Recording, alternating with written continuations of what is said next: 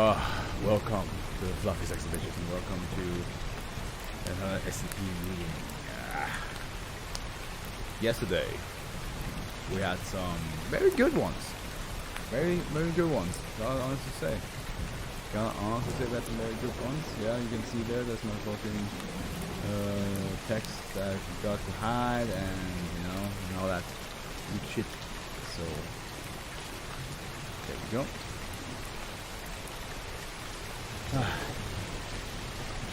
We'll wait a couple minutes because people are still joining. And wait, what?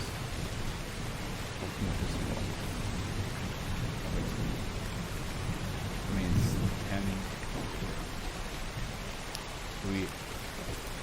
What?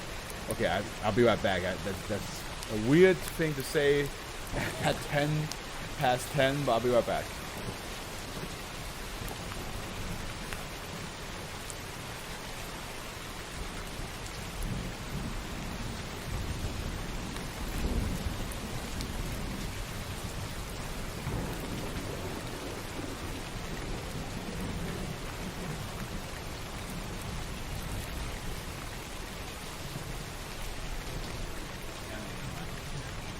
Never mind, not gonna do that.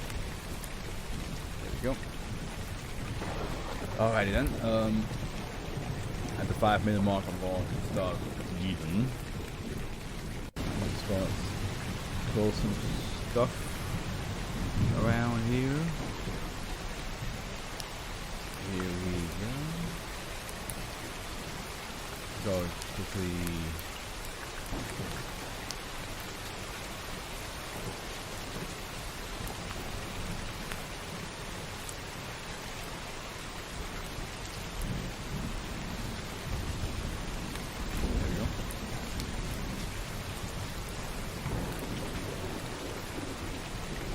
Yeah, that should do it. That'll do it. That'll do it. Okay. Gonna give it another 40 seconds and then we start. How's everybody who's joining in right now? How is everybody? How y'all doing? Doing up okay? Right? Yeah, that looks nicer. It's not as like kind of brutal.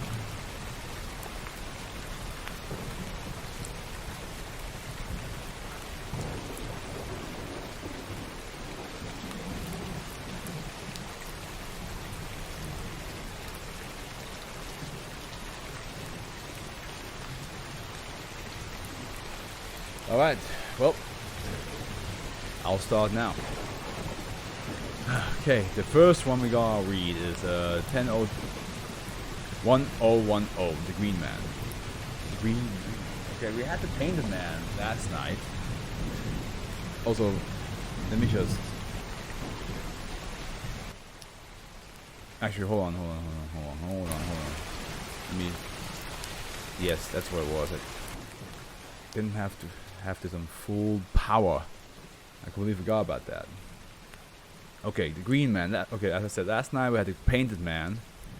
And it was an actual man made out of paint. Now the Green Man, I don't think it's gonna be the same type of case where it's just a man that's made out of green paint, but it could be a man made out of plants though, or just a man that just helps. You know how people, when you say people have a green thumb when they can make plants grow really well or keep plants alive. What if the Green Man is just a man that's just like you?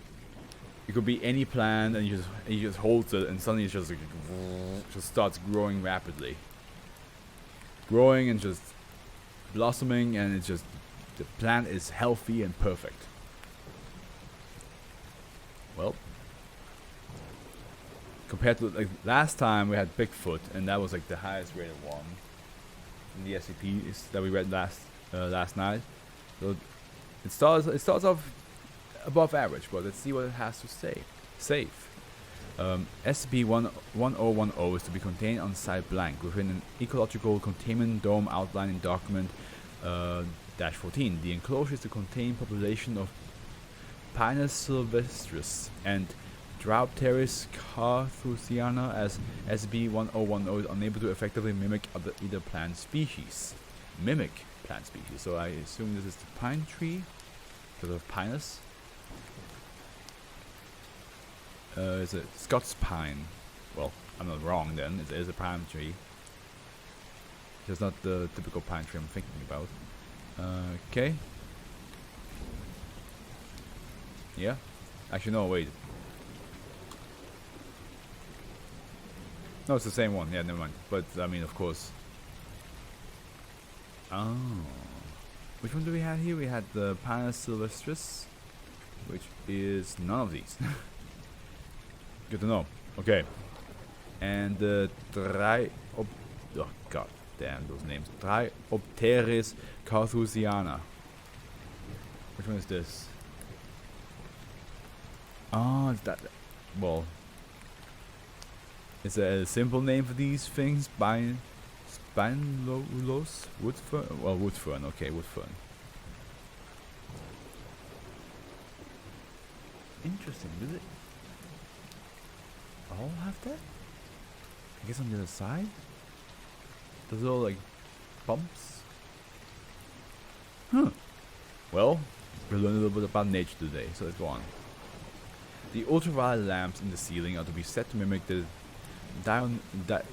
diurnal cycle. Every 72 hours, 3 days, 190 liters of water is to be added into SB1010's enclosure via the sprinkler system installed on the ceiling. There should be at least one attendant watching the security feed from SCP-1010's enclosure at all times and should report any abnormal behavior SCP-1010 exhibits. During the season of winter and spring, 18th of December to 18th of March, no personnel other than Class D are allowed to enter SCP-1010's enclosure. Description: SCP-1010 is a humanoid of short stature that has leaves covering its body with only its face, palms, and soles of its feet uncovered. Okay, so it is a man made out of plants. Or it's, well, it's not made out of plants, but it's covered by plants, it seems. The leaves grow directly from SCP-1010. They are capable of rapidly changing species in order to camouflage itself from human to animals. And wait, camouflage itself from human and animals, not from human to. From humans and animals. The rate of change from one species of leaf to another takes an average of 10 seconds. How this is achieved is unknown. SCP-1010's face is that of a regular Caucasian male in his 80s or 90s with a large beard that is made of an unknown species of moss. So he just grows plants out of his body then? The skin of SCP-1010 is similar in appearance to the bark of Quercus robur. Oh no, he is actually made out of plant. Oh, that's gonna be fun to edit for the thumbnail. Great, I have to make a whole a whole tree man. Oh boy. The Monaco. Wait, what? No, what is this?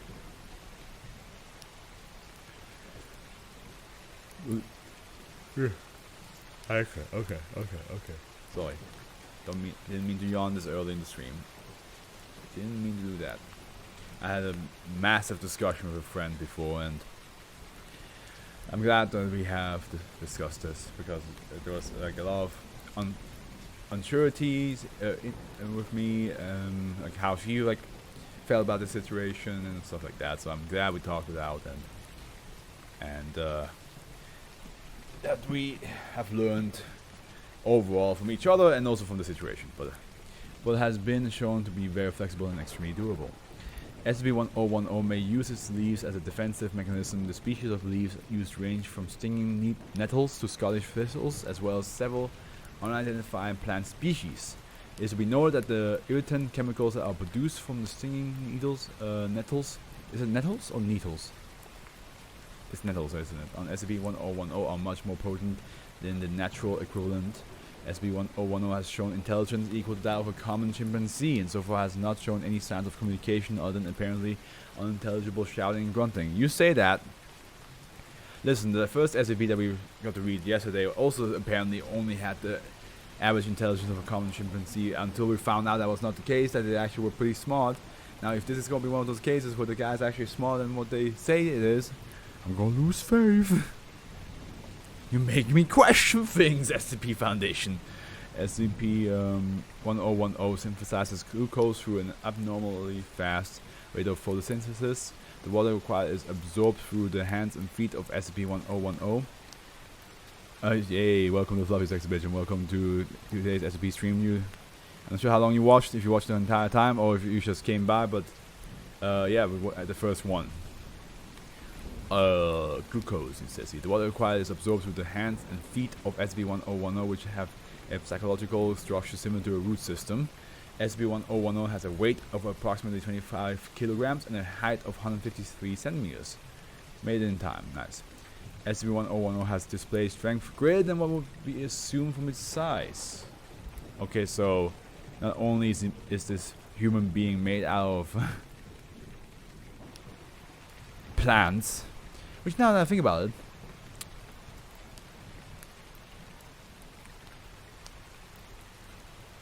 is a human. Okay.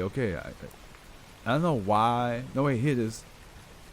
SCP's face is that of a regular Caucasian male and is 80 to 90 with a large beard that is made of an unknown species of moss. But how can his face look Caucasian when the skin is similar in appearance to the bark of, but has been shown to be very flexible? So how does it, like, how does this work? How can you look Caucasian but then your skin is in appearance of the bark of quark? Wait, the bark of.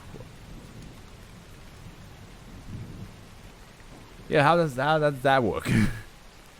That's not Caucasian colors, is it now? Not sure if that's like unless the face looks normal, but the rest of the body looks like that, then I guess. For 6 hours after sunrise, SCP-1010 will remain in a fixed position before carrying out its daily tasks. If SCP-1010 witnesses someone purposely damaging any plant life, it will immediately attack that person with the intention of killing them. Does stepping on grass count? Does stepping on grass count of hurting the plant life?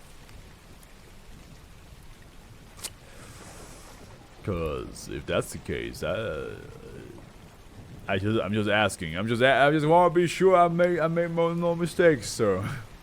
If I step on grass and you try to kill me for that, I feel like you might be overreacting just a tiny bit. You might be overreacting just a smidge, like this much. If SCP-1010 is successful in killing them, it will proceed to cover their body in a sap-like substance of unknown composition that is secreted from the mouth of SCP-1010. Ugh. Listen. Some people have their kinks, but I don't think I'm down for having a 3-person barfing sap into me. I don't think I'm good. The body will then be used as fertilizer. Of course it is. The behavior of SCP-1010 changes depending on the season. It is unknown how SCP-1010 is aware of what season it is despite containment. I mean, it's a plant person. I'm pretty sure the plants are like, Jesus Christ, it's winter. And you're like, yeah, time to die. Spring. Behavior. Okay, season and behavior. Spring. SCP-1010 will work on the seedling of nearby plants. SCP-1010 will also take on an anomalous property of advancing growth in non-plant species with a certain radius estimated to be around 100 meters. I can't believe I was double right. When I read the title, I did say it's either a human being made out of plants, or it's a human being that just makes plants grow faster. The fact that it's both is wow. The effect that I never had that. I never hit a jackpot this hard with my guess, at least. The affected properties include height, hair length, nail length, etc.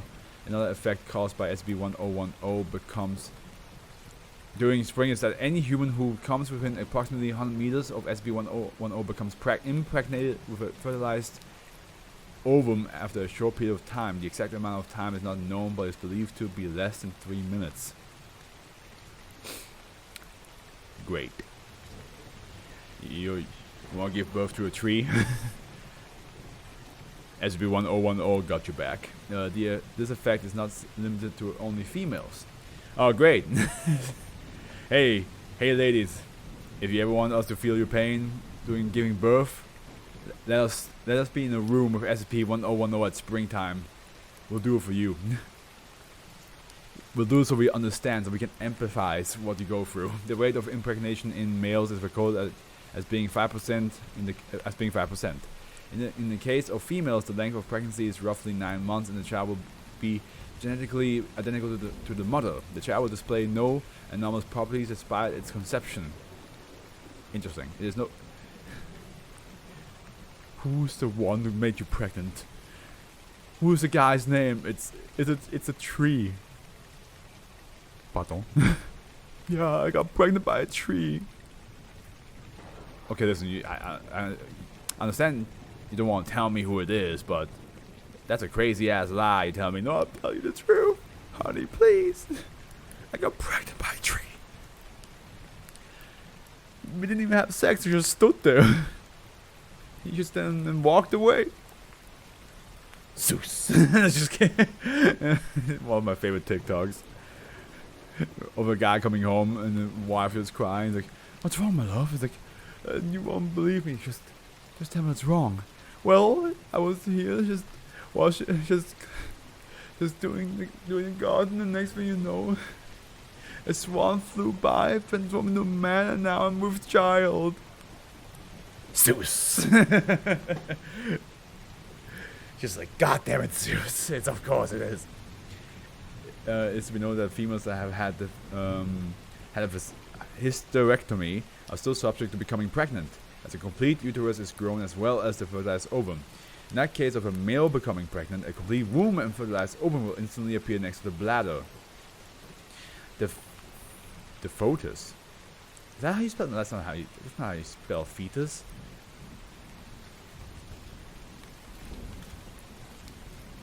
Yeah. But what's foetus?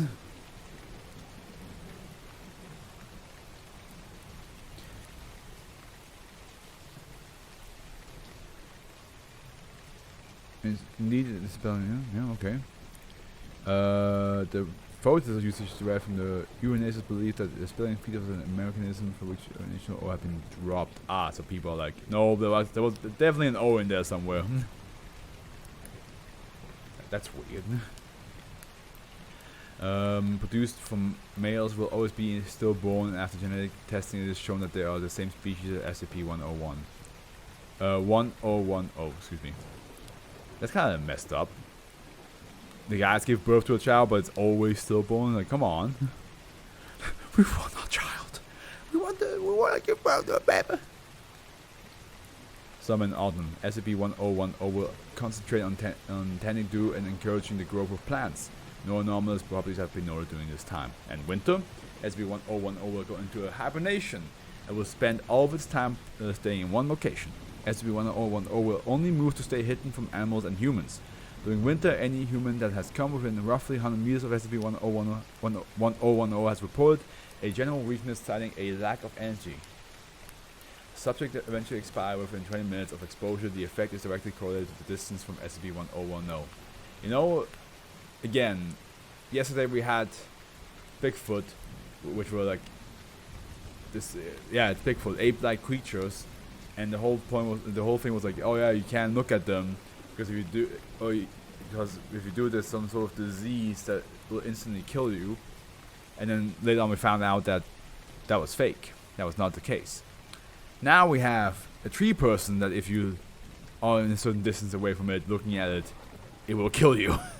It's like they look at SCP-1010 and we're like, that's some good stuff we can give the Bigfoot SCP just to, like, you know, make it sound more dangerous. Even though it isn't, but at the same time it is. Like, there's like different reasons why it's considered dangerous. I don't know how I would feel if, as a human race, if I found out that, like, we eradicated a whole species that were had the same amount of intelligence as us, and then some of them survived and got the memories back, and then sent us a letter, like a message saying like, it's all forgiven. let's talk. I'm like, is it forgiven though? I feel like it's not. Something deep inside me tells me you just want you want something else. So, SCP-1010 was discovered at blank in England after following stories of a leaf man in the woods and the reports of males becoming inexplicably pregnant. So the far SCP-1010 is the only specimen that has been found, but similar stories throughout the world have been investigated for more possible instances of SCP-1010. Can you imagine being a fucking huntsman or a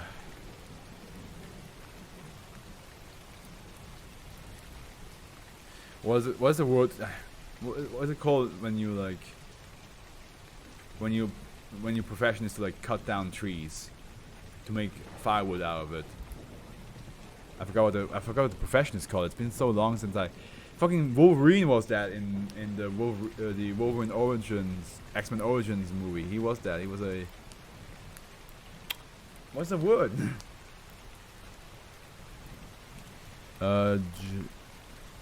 Cutting down wood job.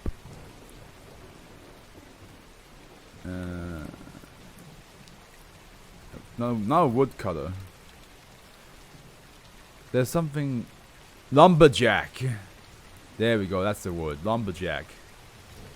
Yeah, imagine you as just a casual lumberjack just going in the woods, and then you're like just like, boom, boom, vzz, tree falls over.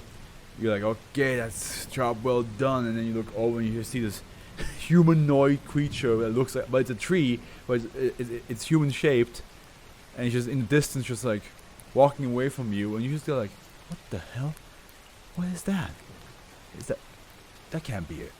No, there's no way. And then you go home, you lay down, you go back into the woods, and you never see him again. But like 2 months later, suddenly like, boom. It's like, what the fuck? Why do I have this? What happened to my stomach? And then you go to the doctor's like,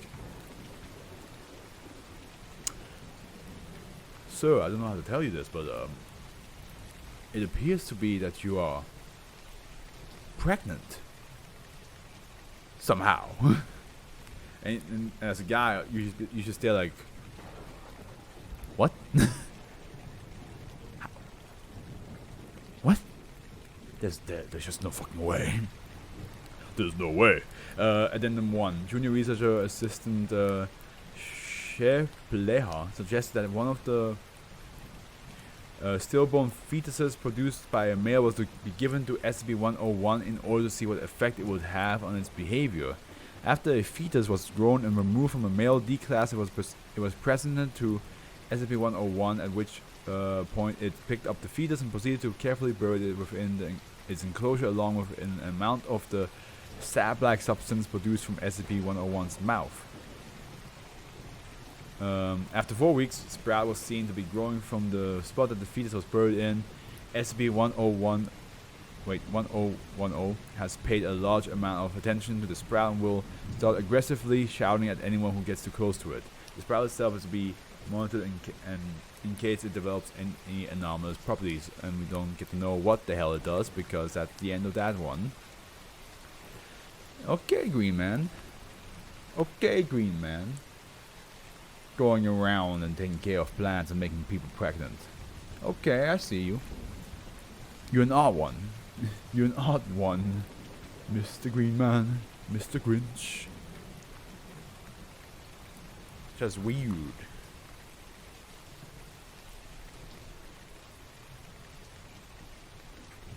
Let me ask little Valkyrie if you see you.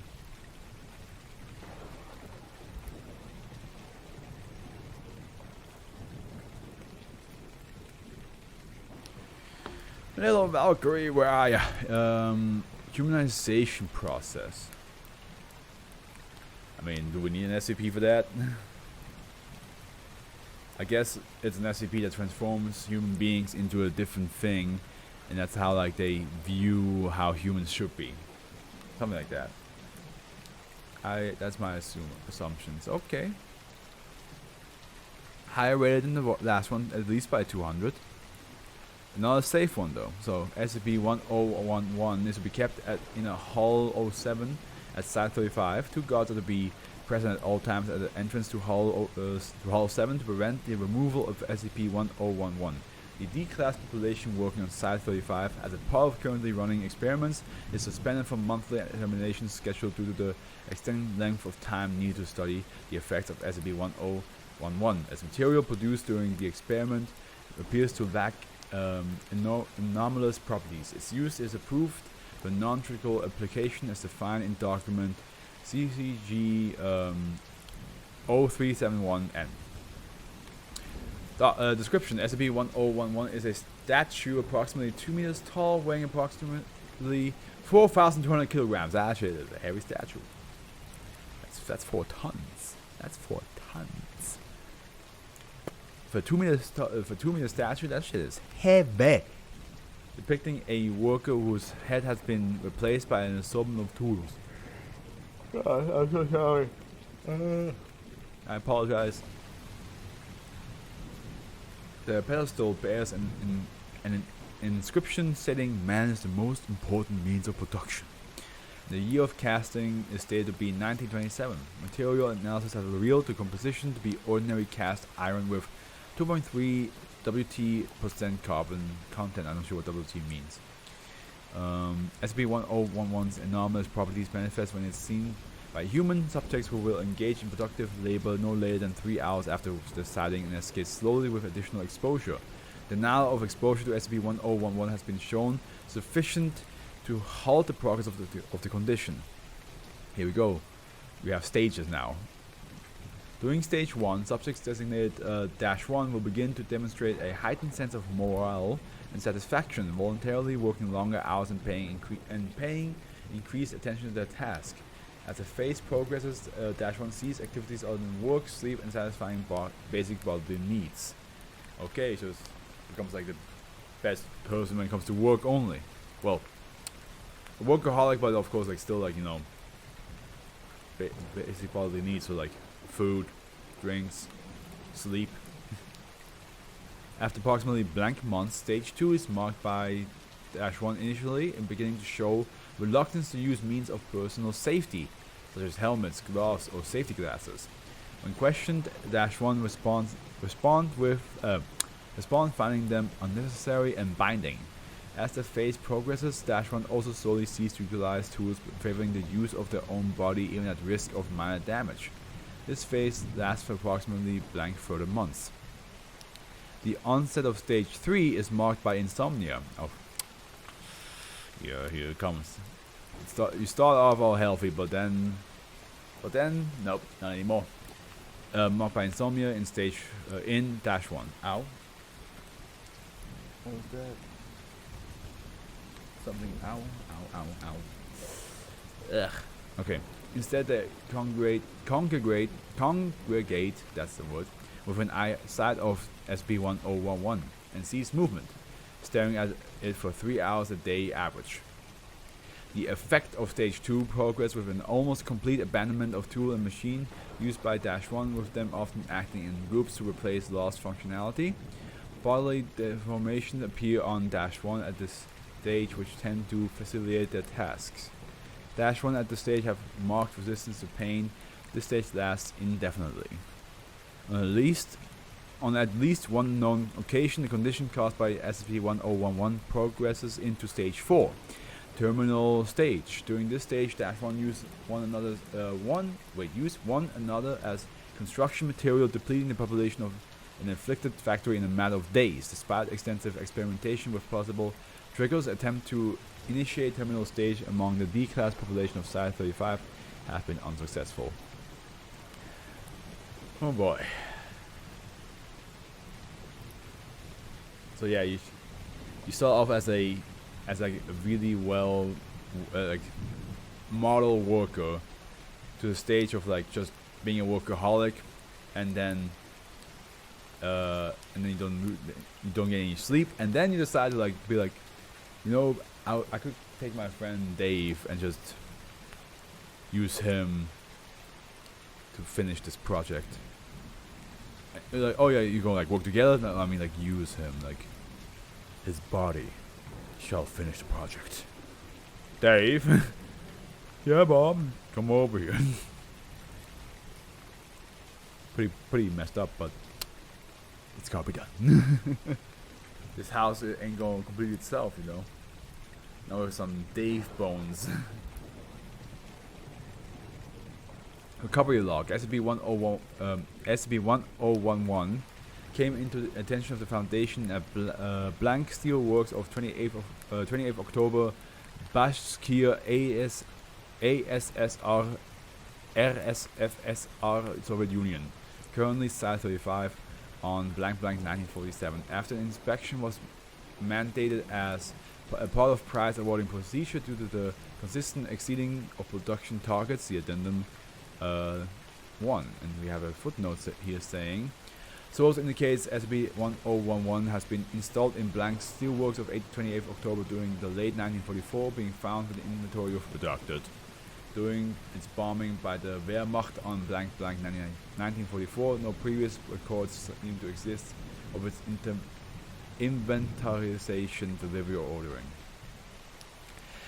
However, before containment by the Foundation could be attempted, the entire site was taken off limits by agents of Division P. Psychotronics grew at around this time. Stage 4 had apparently occurred. See Addendum 2 for a leaked report section. Following the dissolution of USSR in 1991, Foundation agents persuaded the government of the Russian Federation to decommission and sell the site to the Foundation front end for redacted dollars, and Site 35 was established around it. Okay, here we have Addendum 1, excerpt of inspection report, redacted for brevity. The directing committee of Redacted welcomed me cordially. However, I couldn't help but notice a marked lack of focus and erratic behavior on their part. Comrade M. Blank kept talking about a marvelous effective statue that has been installed in the hall during the last 5 years. Plan has had on worker morale and what the work of socialist art it is, and urged me to see it as soon as possible. On the other hand, Comrade T. Blank constantly filled in assortment forms with what appeared to be just his finger, though I might be mistaken. Oh, he's using the blood of his fingers to fill out forms. Effective, but dumb. Don't do that. Of course, he cannot change that. He's on the effect of the SCP. Well, usually I would drink G Fuel just to, like, you know, be awake, but I gotta wake up tomorrow to run, so I should not do that, otherwise I'm awake the whole night. Redacted. The conditions in the main foundry are unfitting for the basic dignity of socialist men. Men before handle red hot ingots, their hands black and shriveled, or pound rivets into sheet metal with their heads. I've seen 2 men use the back of a third to saw through a log. His back covered in sharp ridges, not to found unhealthy person. Okay. If I saw this, I'd be like, this is a crazy place. I should not be here. I should leave. Irrelevant Anon. Hey, you missed out on the Green Man, the first SCP, and now I'm in the second one called. It's called humanization process. Yeah. Welcome back. Welcome to the stream. Hope you're gonna enjoy it. I'm a bit more tired than yesterday. Yeah. So forgive me if I end up slurring or just not reading things correctly, because like my eyes are like.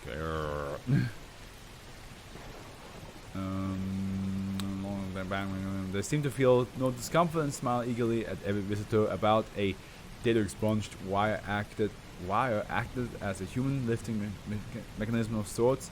When 5 of them fell into the molten metal, another replaced them within moments. Comrade M. Blank, who was my guide on the tour, didn't appear to find any wrongs with the present arrangement.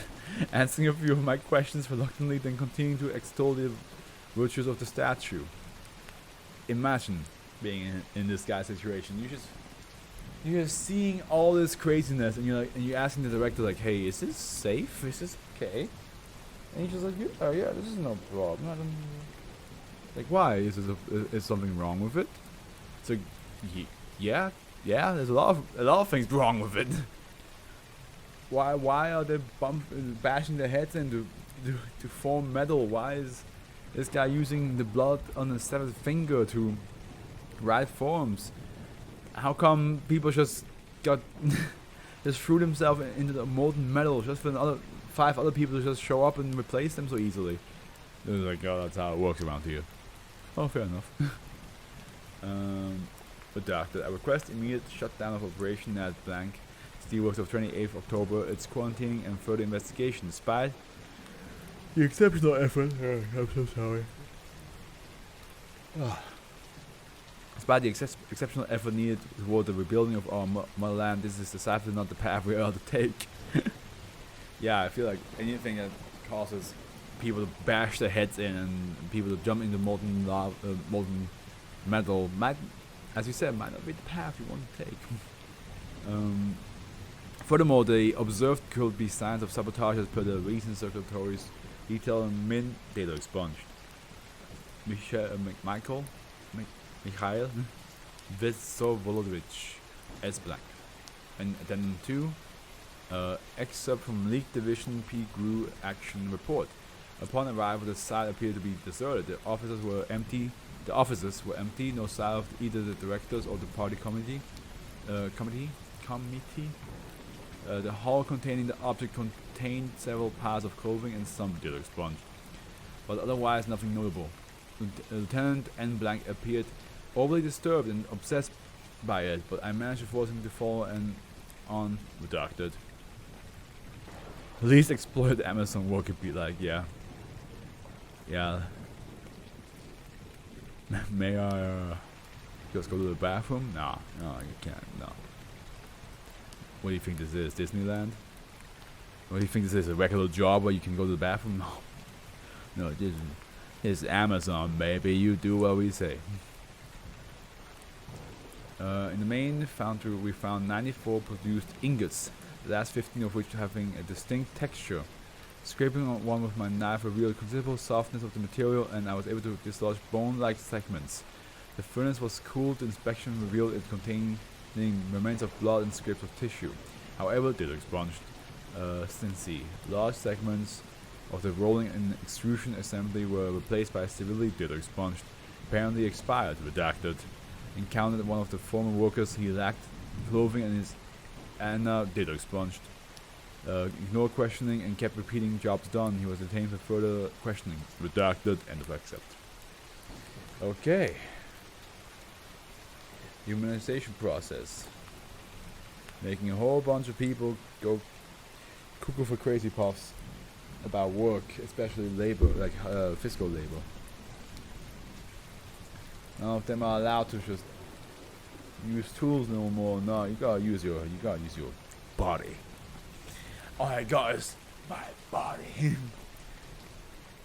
Okay, so we have the secret chord. Well, I imagine an instrument, but the thing is, the reason why that doesn't seem to work so well would be because of the. I feel like every instrument you would see the chord, and like any like string instrument, you see the chord and be like, oh yeah, there's like 5 of them, or 6 of them, or 7 of them, or 8 of them. I don't know how like a secret chord would work. Like if there's like a hidden string that you don't see but you can feel, or is it like a certain combination that you have to do with your hands to make it pop out, or to make like something happen? Who knows? I don't know.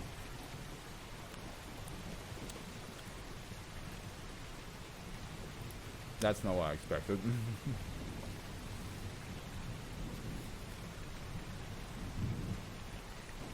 I'm just eating this, so I'm staying awake. Wrong. I'm struggling. Mosquito.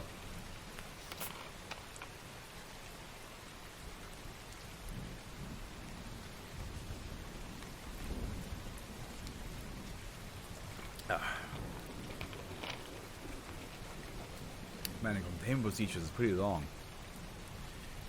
Is this the first time where the containment procedure is longer than the description? Probably not. The Foundation has implemented protocols to cancel or reduce the risk of generation of 3 of the 5 constituent sound tones that comprise SCP-1012, frequency B and frequency D. Frequencies B and D are, respectively, the antiphases of frequencies B and D. These antiphase frequencies cancel frequencies B and D, respectively, within the range of the broadcast. The Foundation operates sound detection and active noise cancellation broadcast devices in 36 locations worldwide, which continually monitor for frequencies B and D, and when appropriate, broadcast cancellation signals at frequency B and or D. Additionally, the Foundation has arranged for most of the world's electroacoustic transducers to monitor for frequencies B and D, and when necessary, broadcast frequencies B or D. It has been achieved through a combination of inserting design changes into the engineering specification of most commonly manufactured electroacoustic transducers manufactured since 1988, inserting frequency B or D or both into the transmission of broadcast media and the encoding of recorded media. Ow. My heart, for some reason. Recorded media, including inserting design changes into the engineering specification of the recording appliances so that the frequency B, D, or both are automatically encoded, and by manipulating the supply frequencies of commercially transmitted and distributed electric power so as to cause sound equipment and other electric appliances to be capable of sympathetically generating frequency B or D. Jesus Christ, that's a lot of technical babble. Footnote. Under normal conditions, frequencies B and D are each substantially higher than the upper frequencies, limited from mammalian hearing, and are therefore inaudible to humans as well as other animals with a greater range of hearing, such as dogs. However, it has been reported that some humans exposed to strong broadcasts of frequency D experience tinnitus. Under certain atmospheric and geological conditions, such as those prevailing in Taos, New Mexico, and Bristol, UK, the broadcasts of frequency B or D may be audible. Additionally, certain models of fluorescent lighting tubes and cathode ray tube television emit audible tones in sympathetic resonance with frequency B or D. Frequency C, there's another one. Okay. In the wild, most instances of the generation of frequency C had consisted of the whale song of Balaenoptera svalbardi, the Svalbard whale. Through Foundation efforts, Balaenoptera svalbardi became extinct in 1982, thereby decreasing the likelihood that the tone would inadvertently be generated in a location near the generation of other constituent tones. I want to see how the Svalbard whale looks like.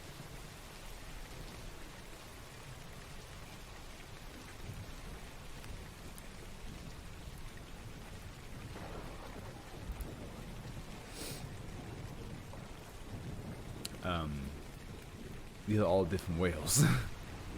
I feel like. Oh, maybe not. Hold on.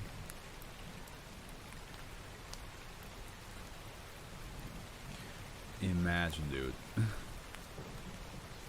Imagine you just chilling there on a boat with, like, just fishing, and next thing you know, next to you, like 3 to 4 whales pop out of the ocean, just going.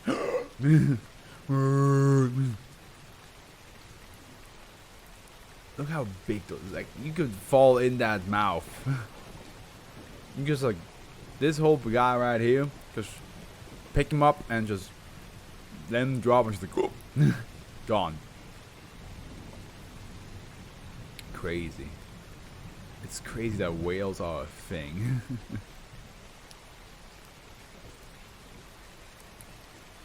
Just like how big those guys are, you know?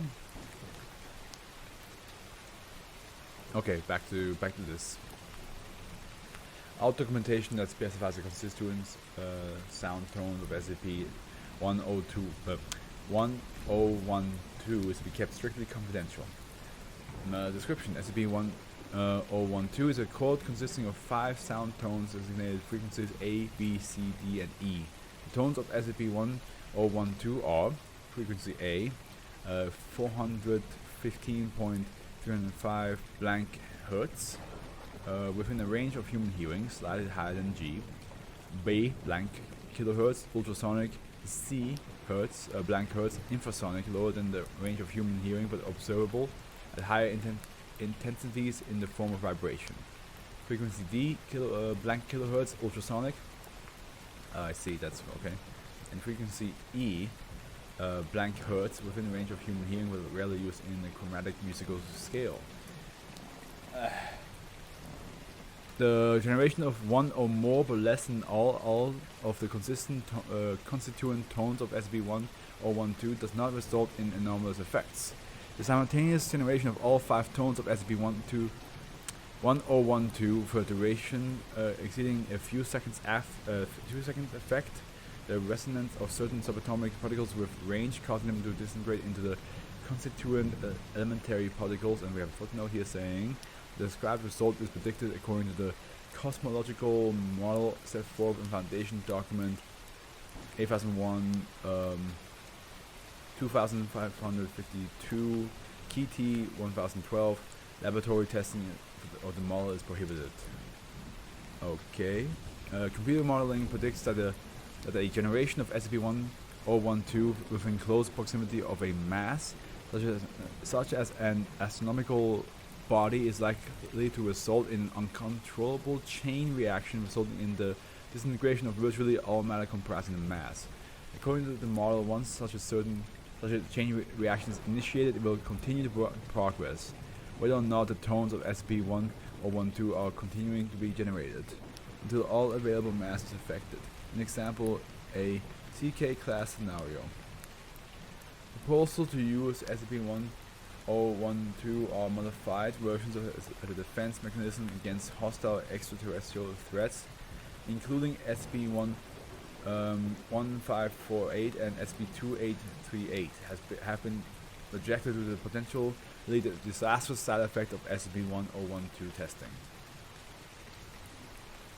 Maybe it's just because I'm tired, but that was a lot of babble, a lot of technical stuff that I didn't fully understand. Like, I mean, the fact that there are codes that create ultrasonic sound and so on and so forth, yeah, that makes sense, but yeah, there's a lot of things where I was just like, okay, I'm not quite sure what the hell we're talking about anymore.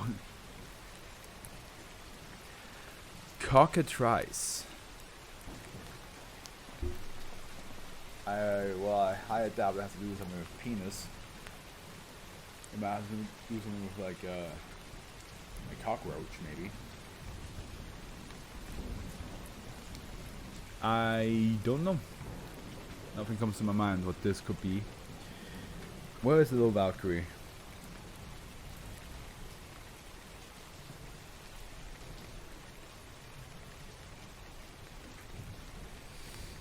Where you at, girl? Where you at? Cockatrice. Okay. Another key to, okay, second key in a row.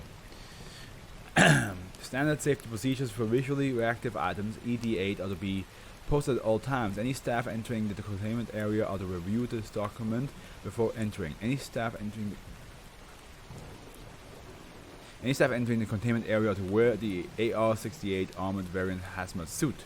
Staff exiting the area with damaged suits are to be remanded to quarantine for 1 hour. Staff becoming paralyzed during cleaning, feeding, testing, cycles will be immediately removed and remanded to medical custody until 5 hours after recovery.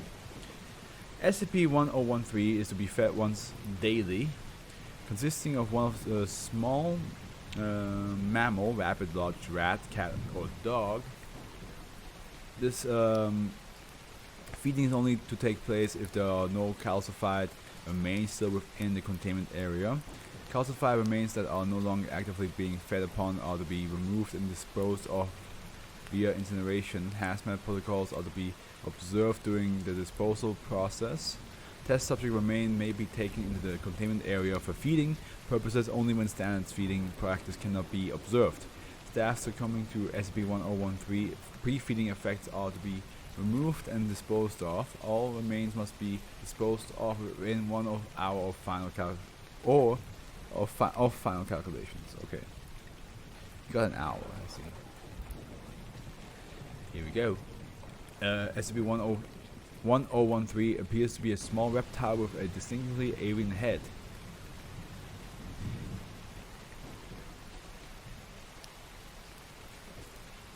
Okay. A wide frill extends from the base of the head and can be flat out via bony spines radiating through the frill from the neck.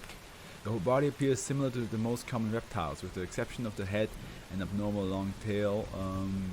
While the main body is only 60 centimeters long, the tail is nearly 121 centimeters and exceptionally flexible. Man, can you imagine just if you have a tail, like imagine like a regular like monkey having a tail, but it's like double the length of the monkey. What's that animal? What's that animal called? I'm not sure if it's a real animal, but I'm pretty sure it's not. I mean, it might be. That one yellow dotted animal that has like a super long tail, and there's like a whole show in comics about it, where like it's trying like to be like somebody's trying to capture it all the time, or like it's trying to capture its children, and he's like the dad, so he has to always like try to like find the children and then beat the shit out of the hunter. And most of the time he beats the shit out by making his tail into a ball of like muscle and just swing that shit at them. Like that's his way of punching people, is by making his tail into a ball. What is that show called? Show about a yellow animal. There it is. Yeah.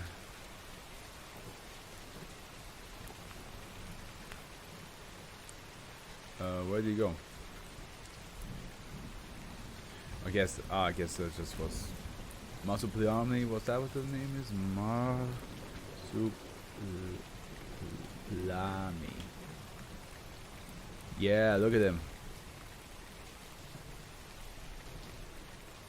Yeah, him with his abnormal. Wait, what the fuck?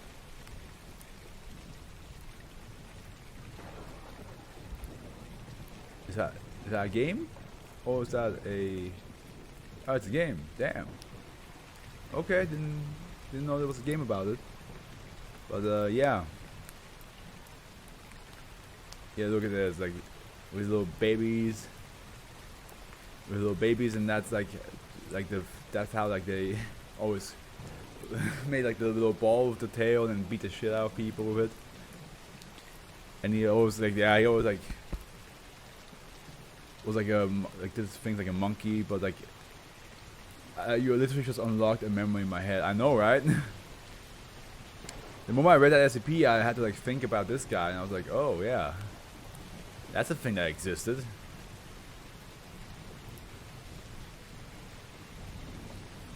Yeah, there was a whole TV show. There was a whole TV show and the movie. Yeah, you're right. Man, it's been forever since I thought about this creature.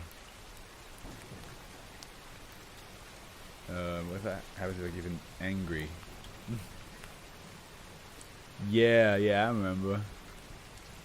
Like always getting angry, and then see like that. Yeah, he's making his tail into a ball. Stuff like that. Yeah. And he just fucking just flail the shit out of you. Okay, back to SCPs. Yeah, in the moment it was like saying like the body's like 60 centimeters long, but the tail is 121 centimeters. I was like, man, it must be weird to have a tail that's longer than the body. Then I was like, wait a minute, there's a whole fucking fictional creature about that. SCP-1013 has been observed to use this tail to trip and distract large prey. The head of SCP-1213 is must play on me like a. Is that Portuguese? The name, like it sounds like a Portuguese name. It's like a Brazilian term, or am I wrong? The head of SCP-1013 is distinctive, appearing to be that of a male chicken on first viewing. However, SCP-1013 does not possess any standard avian markers besides the superficial resemblance. The beak is serrated and appears to possess very basic needle-like teeth. These are used only in feeding and are not used in any way to hunt prey. The head also lacks any feathers and has an enlarged wattle. This could be impossible to like do the thumbnail for.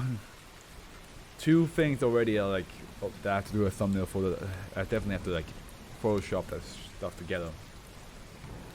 SCP-1013 hunts by projecting a form of unknown radiation, wave, or mimetic force into prey items, making eye contact with SCP-1013. Subjects report a sudden stabbing pain in most major muscle groups, with full paralysis setting in within 3 seconds. This paralysis continues for 8 minutes, with full recovery after 10. Paralyzed subjects are then bitten, beginning the calcification process. Research into this effect is ongoing, as no form of venom or viral agents have been detected from this bite. However, this contact will initiate a rapid change in cellular structure in the bitten subject. The outer skin tissue will begin a rapid calcification, growing very dense and inflexible over several minutes. It basically petrifies you, like Medusa from the Greek mythos. This will extend from the point of, I mean, it makes sense that it's like a reptile, like snake-like thing, right? Because it's snake-like, but it still has like also a connection like birds. So I'm pretty sure Medusa didn't have that at all. This will extend from the point of contact outward across the body and can calcify a human being in 15 minutes. Subjects recovering from paralysis mid-calcification report the feeling as extremely painful, with a burning numbness in fully calcified areas. This calcification extends approximately 3 centimeters into the body, leaving most internal tissues undisturbed.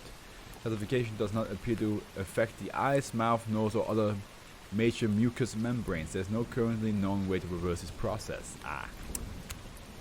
Ain't that a bitch?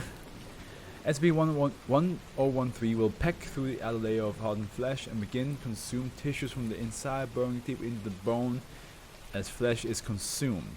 SCP-1013 has a voracious appetite and will consume nearly twice its body weight at each feeding. SCP-1013 will consume living tissue and will ignore dead or decomposing flesh. SCP-1013 has been noted to use natural body openings, mouth and eyes primarily, when available, and is capable of compressing its body to fit into very small openings. Prey items often die from blood loss or massive internal damage before feeding is complete, leaving the remainder of tissues to decompose within the calcified tissue. This outer tissue will slowly break down, causing large sections to crack and fall free. This will expose muscle and internal tissue, which are then often predated upon by SCP-1013. SCP-1013 will sometimes wait for this process to begin before feeding. And here we have a picture saying, remains of Asian blank subject began losing calcified tissue 2 days after exposure. Subject died from the massive blood loss before test data could be recovered.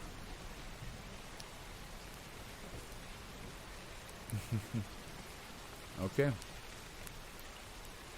Addendum. Recovery notes. SCP-1013 was recovered in Egypt, near a former blank facility. Due to this proximity and the lack of additional SCP-1013 anywhere in the surrounding area, it is theorized that SCP-1013 may be an engineered organism. Oh, okay, interesting. Like something that has been made and it's not just, it wasn't just born.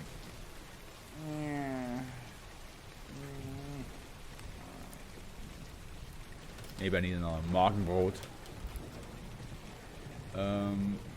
SCP-1013 has calcified several animals and 2 shepherds and has been observed on multiple occasions. Recovery was achieved with only 1 death, Agent Blank, proving much of our initial information on the calcification process. Local communities dismissed the incident with no involvement from agents.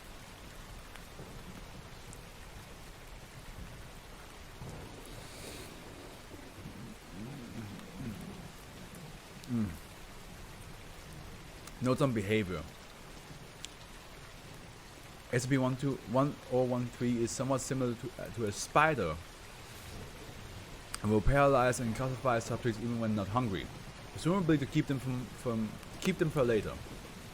This was observed during breach incident 11HR, see attached documentation, when SCP-1013 classified 20 members of staff. That's a lot of members.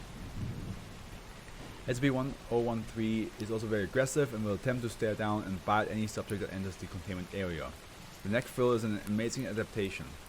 It lifts abruptly with a loud snapping sound and oftentimes causes the subject to look directly at SCP-1013. SCP-1013 seems to have a range of about 54 meters per its stare and appears to need direct eye contact to work. Yeah, it's Medusa. It's basically Medusa.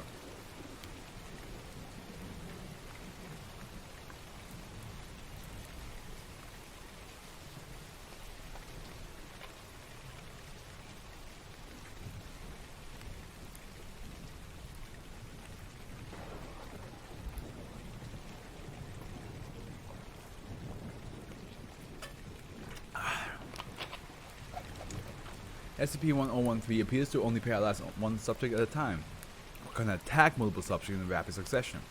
SCP-1013 appears to be immune to its own stare, reacting with basic aggression to reflections. SCP-1013 feeds primarily on mammals, attacking animals such as fish, birds, or insects only when near starving. SCP-1013 exhibits a preference for soft tissues, eating the eyes and tongues first whenever possible. Lovely. Notes on reproduction, level 2 clearance required.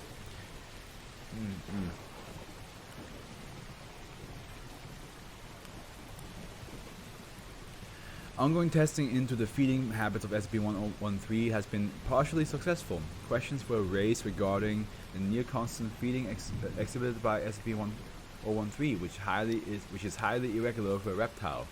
It was initially theorized that the paralysis and calcification process were metabolically taxing to SCP-1013, requiring an enormous amount of food to fuel the process. It is now apparent that members of SCP-1013 are hermaphroditic. I cannot speak today. Hermaphroditic. It's both genders, and appears to reproduce in a very similar way to budding or basic cellular division. Hermaphroditic. I don't know why I cannot say that word. SCP-1013 will ingest a massive amount of tissues and increase its body mass rapidly. This mass will then begin to form cyst-like structures in the tail section. Ew. Each of which contain a juvenile SCP-1013. The process by which this occurs is currently under investigation. After 48 hours, juvenile SCP-1013 will forcibly exit the parent's body. Parent SCP-1013 will typically release spawn within calcified prey. Juvenile SCP-1013 exhibit no feeding preferences. It will consume any biological material, living or dead. SCP-1013 do not engage in cannibalism and will exit the calcified remains once food has been exhausted. Well, at least that, you know. Some animals are not like you. SCP-1013, some of them, they eat each other, you know. Good for you. Good for you not eating your own brothers and sisters. Juvenile SCP-1013 will seek out cool, dark places and begin rapid molting, doubling in size every 6 hours until reaching full adult size. New adult SCP-1013 will quickly establish territories and begin the feeding spawning cycle again. Juvenile SCP-1013 seek out areas such as a ventilation shaft, plumbing, or discarded clothing shoes in which to mold and grow. Disturbing a juvenile during this period will always provoke a sustained attack. Good night, bro. I'm going to sleep. Good luck with the stream. Thank you so much. I hope you enjoyed what you saw so far. You were here for 4 SCPs. That's impressive. That's good. That's solid. So I hope you have a good sleep. I am So tired. Doing the SCP streams when you're tired is like super exhausting. Because you just like, I don't fall asleep. You got a stream to do. You got SCPs to read.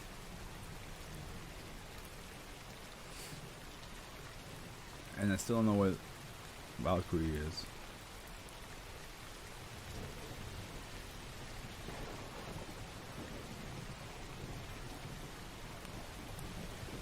Because she did say she wanted to watch, but a lot of reading. Yeah, I mean, it is. I don't mind. I don't mind reading. It's just that when you're tired and you want to read, it's a horrible combination. Because you're like, no, please let me. And your body's just like, no, you fall asleep.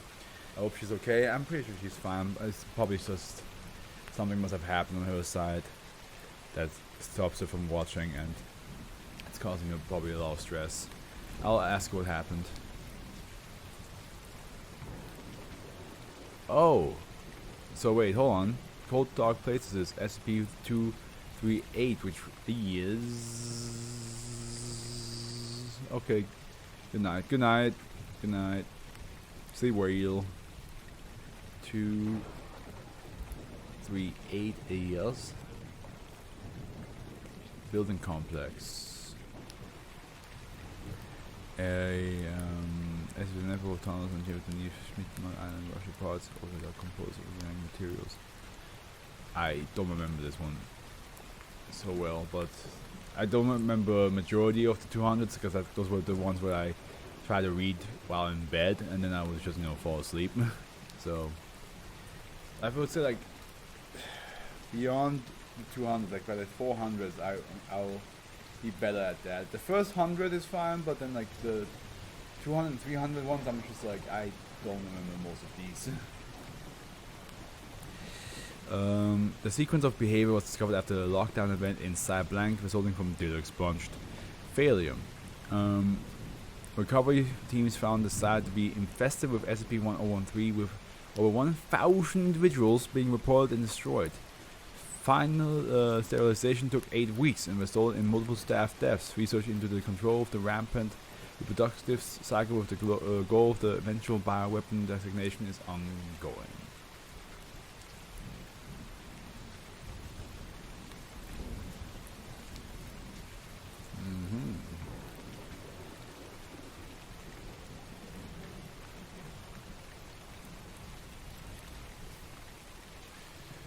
The Jonah cruise. What? That would.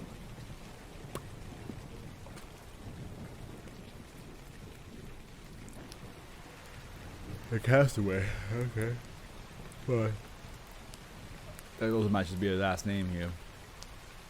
We don't know. I don't know. I think I'm gonna make myself some tea afterwards.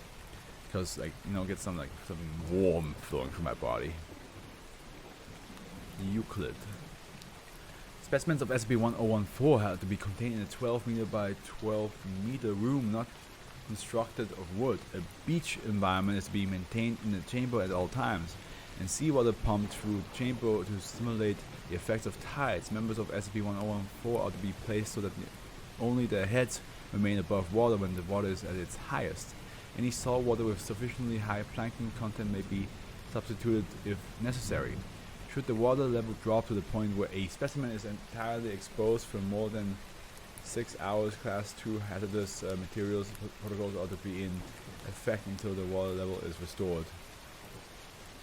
I have that video in my head right now. I have a video in my head and I don't know why that one is in my head.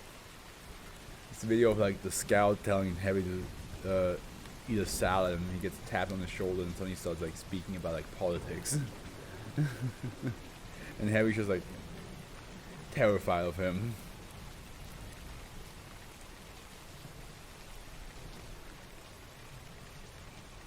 It's also not the scout's voice, it's definitely from like some sort of video. SCP-1014 is a tunicate capable of mimicking human appearance and vocalization. Okay, first of all, hey! Irrelevant Anon. We have another thing that can mimic humans.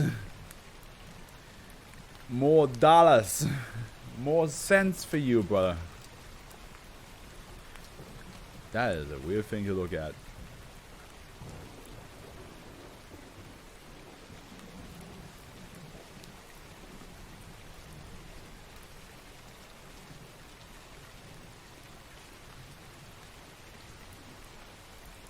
Though very similar to related species in its larval form, a mature SB-1014 appears very much like a weathered and emaciated man dressed in rags.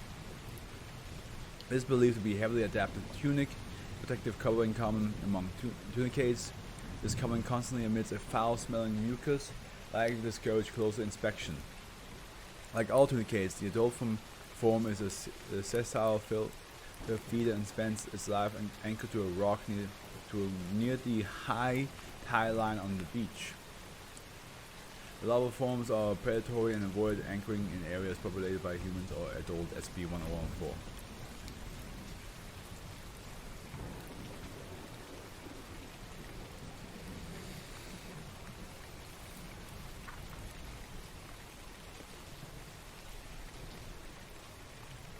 When a ship comes near, members of SB-1014 thrash about somewhat to attract its attention. If approached by humans, it will release from the rock so that it may be transported. Due to the resemblance to human shipwreck victims, many ships will take one on board, removing it from the water and thereby triggering its reproductive cycle. Okay.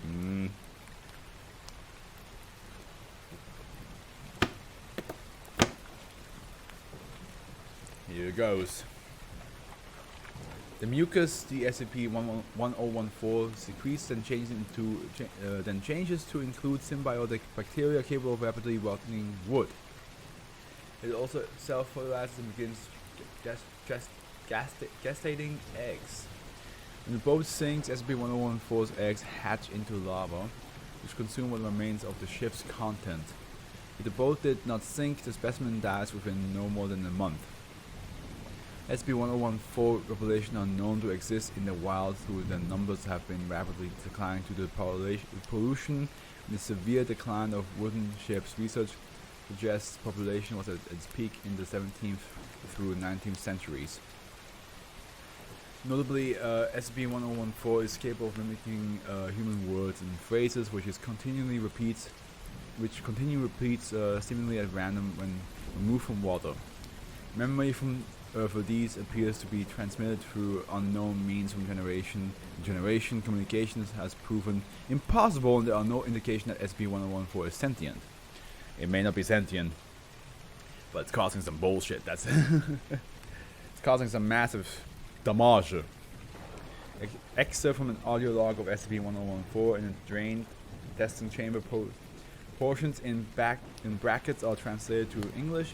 Disjointed speech of SCP-1014 believed to be due to the repeating phrases from multiple sources. Rotten through, what happened to you, old man? Tell them I love them. Wait, excuse me. What happened to you? What happened to you, old man? Tell them I love them. Buckets, we need to bail. Buckets, we need to bail now. I don't know why I said like buckets. No. The whole firm. What are you saying? Let the depths rise up and sweep over the shores, rendering the works of man to dust. This can't be. The ship was at port. You need to eat. I don't want to eat. You brought it on the ship, and you're a cursed madman. Let the depths rise up and sweep over the shores, rendering the works of a man to dust. What are you? Castaway, seed of Jonah. Okay, so it is castaway. We looked that up. Remember, that this can mean castaway.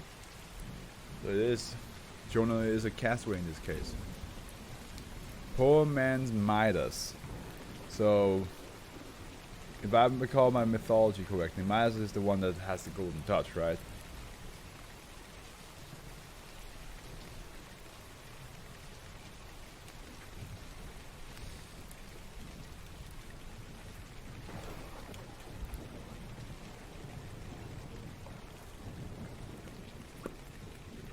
He might as well probably Yep, it is him. It's the one that transforms things into gold.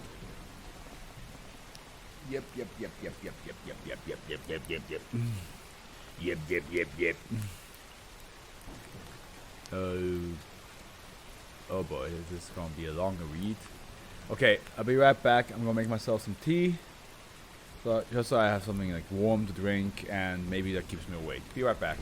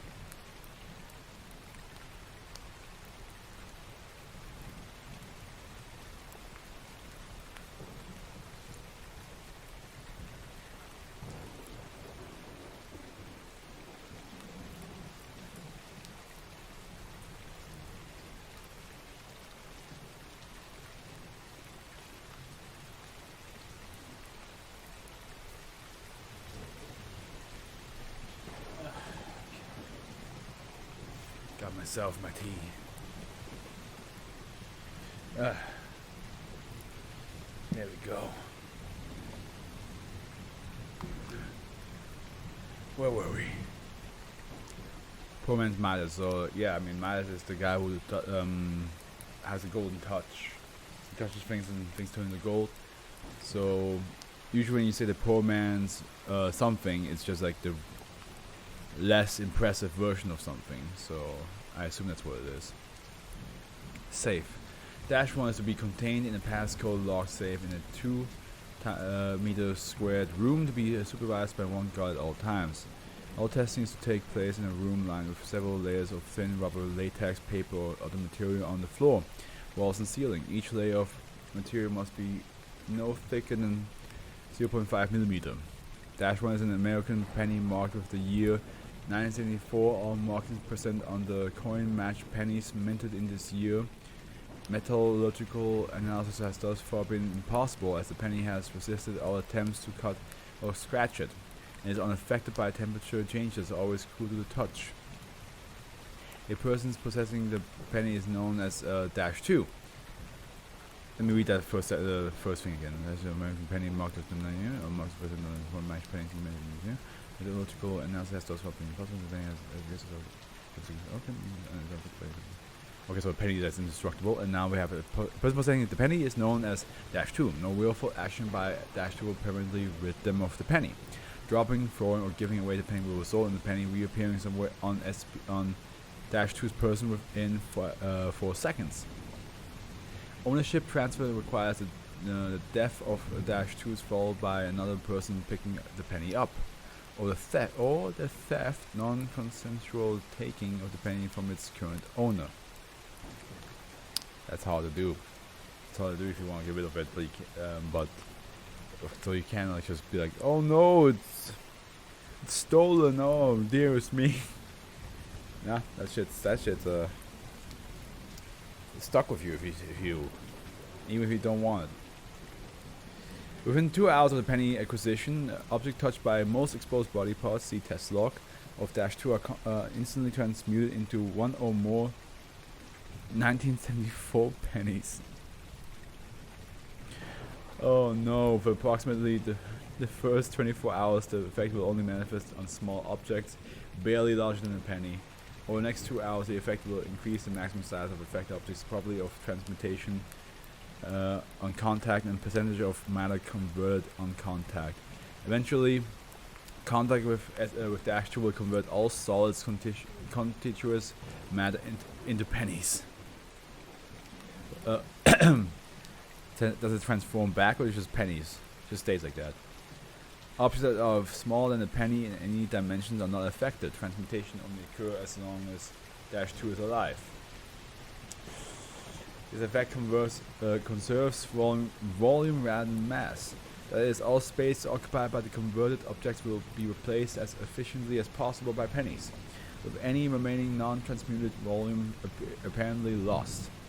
This effect, the effect boundaries thus far seem to be limited to a single solid contiguous object at a time. Oh, look who's here!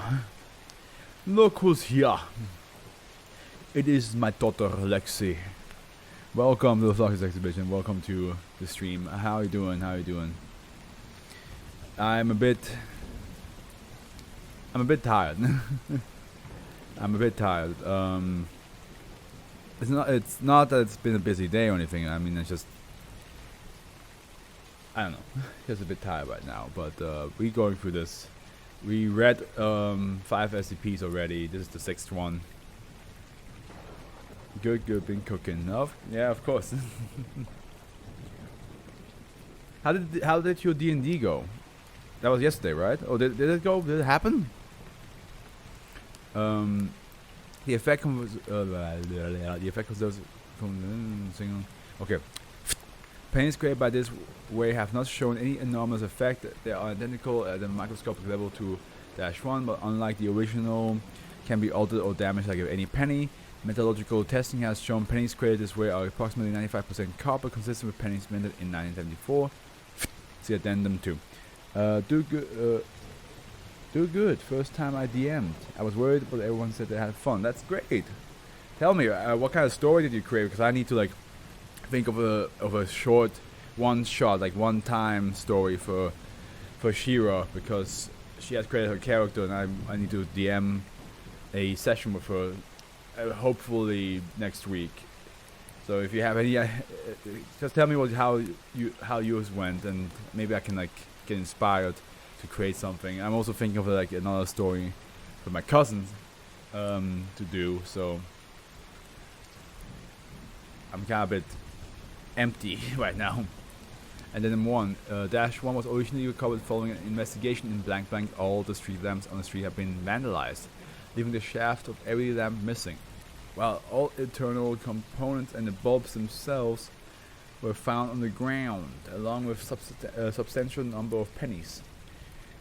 Similar cases later involved sections of steel, outer walls on several warehouses, all gravestones in a section of a local cemetery, and the support beams for an electrical tower which subsequently collapsed. Pennies were found at all scenes. A penny smelting operation was then found inside a condemned home after a fire broke out. Large parts of the home, including its foundation, were discovered transmuted into pennies. Blank homeless people apparently involved in the operation were found dead in the remains of the home. Ay, ay, ay. That's still hot. Still hot.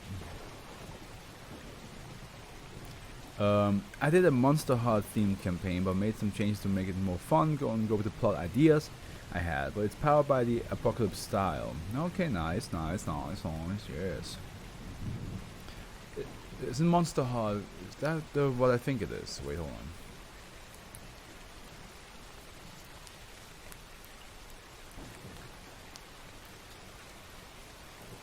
Nope, that's not what I thought it was. That is not what I thought it was. Huh.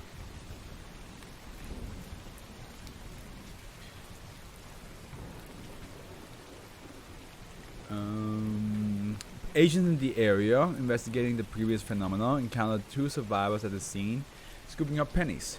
They were later identified as Brother Larry and Bill Sorkin, a pair of locally known indigents. Larry Sorkin died after being fired upon with non-lethal rubber rounds. Autopsy later confirmed the cause of death was high-velocity insertion of pennies into his abdominal cavity, not all of which correspond with the rubber rounds. The ash one was found on his person by lab assistant Trevor Blank, see test log. Bill Sorkin was apprehended and interviewed, and here we have the interview of Bill Sorkin. Okay, Bill Sorkin and Dr. Blank. Alright. Forward, Bill Sorkin admitted his brother had found Dash 1 at the bottom of a dumpster while searching for cans and bottles to return for the deposit. Okay. And when did you notice something was odd? He gave me the penny, and then I couldn't find it, and he found the penny in his pocket again. It happened a few times, and we don't have a lot of cash on hand, see? So we know it's that sort of thing. And the transportation? The what now? The anomalous conversion of matter into... When did stuff start turning into pennies when he touched it? Oh, that was later that day. We were just sitting around with our sign, need more money for food, etc. And someone tossed a quarter. Larry picked it up, and it was a penny. I was surprised, but he said it's been happening all day. He was kinda... Notes show Sorkin with emotion like a ball being knocked back at this point. Oh, he was kinda like that, yeah. Then he showed me the cup, all pennies in there. I was pretty mad. And when did larger items start being affected? Right then actually, the mark of pennies turned into pennies. I think I cheered up then. How did your brother eat or drink? Well, that was a scary thought. He couldn't get rid of the penny. We realized pretty quick he was going to starve if he didn't think of something. Straw seemed to be okay, even if he looked stupid sipping out of a 40. When we found a little chunks of food, didn't change. Meals just took a long time, and I had to cut them up for him. Worth it, I figured. Was there anything else unaffected by the anomaly? What? Who in the where now? The magic penny making powers. Was there anything your brother couldn't turn into pennies? Well, his clothes didn't change, except he lost the buttons on his sports coat. And at the soles of his shoes, newspaper didn't change, but almost everything else did. It had to be as thick as a penny, maybe. So you converted several $1,000s worth of concrete and scrap metals into several thousand pennies? Sounds really stupid when you put it that way, but it was easier than taking the stuff as it is. Me and some friends rolled out the top, and Larry touched whatever, and we caught all the pennies we could, and rolled up the top and loaded it in my buddy's truck. But then you melted them. Those are 1974 pennies, copper, worth almost 2 cents each. And hey, imagine trying to sell a truckload of gravestones. Not happening. Moot point now, though. What happened in the house? Larry happened. Larry is the reason we can't have nice things. We were all drinking to our newfound success. He got hammered, tripped, and touched the floor with his face.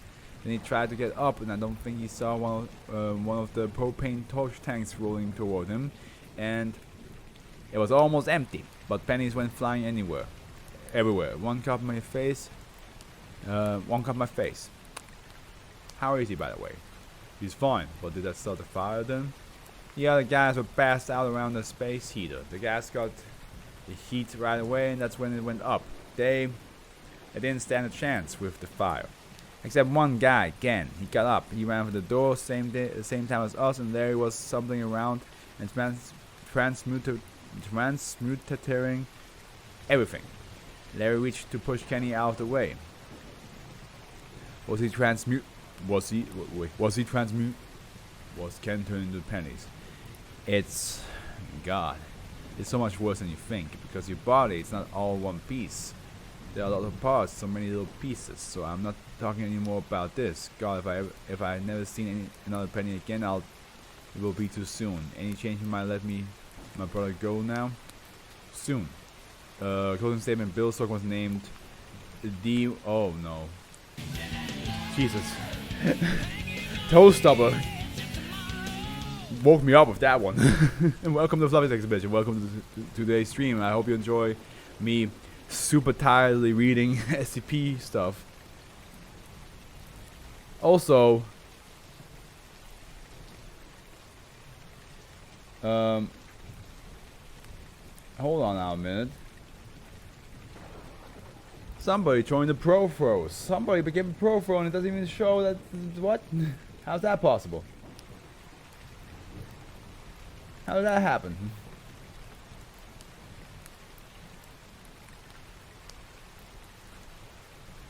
Excuse me?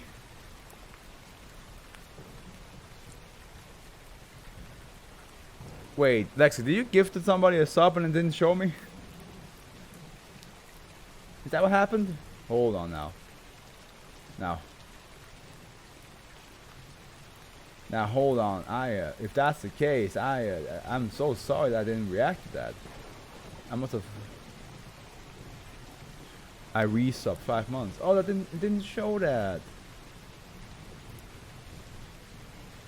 Unless you decide not to show it at all, because it did not show that on my side.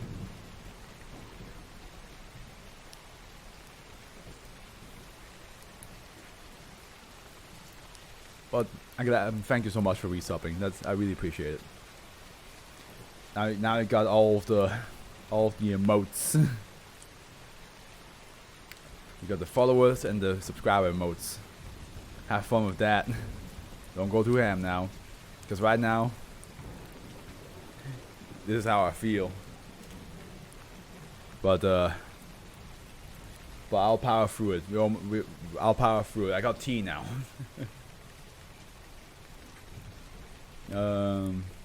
Okay, where were we?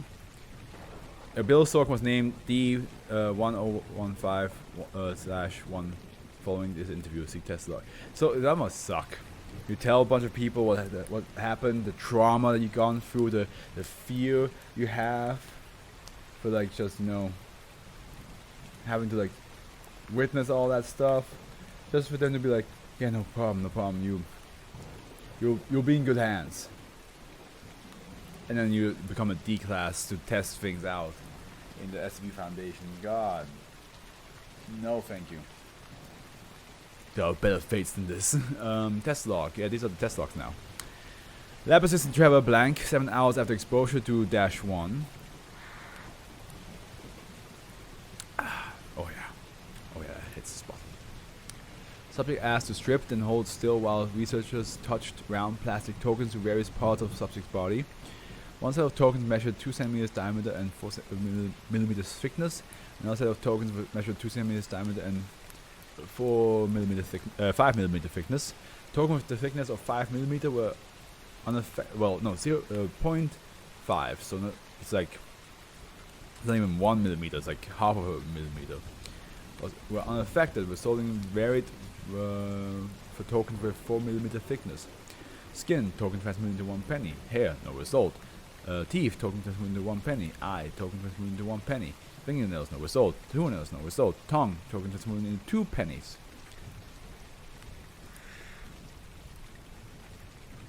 Subsequent tests with the tokens on tissues that previously yielded 1 penny, then yielded 2 pennies. We believe this is because of the progression of -1's anomalous effect. Makes sense. Lab assistant Trevor blank. 10 hours after exposure to -1. D-1, which is the brother, test blank told to place -1 care. I mean, okay, I guess like it's the brothers testing on each other, basically. I assume.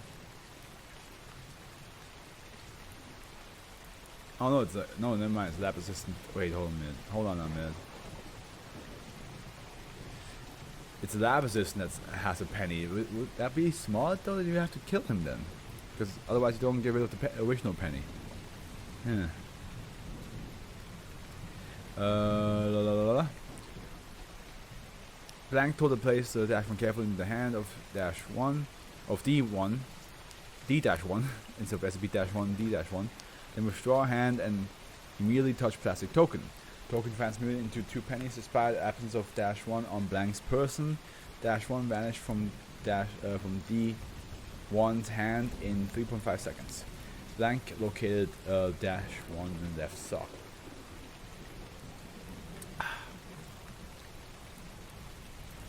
Lab assistant Trevor, 10.5 hours after exposure to -1 and D1.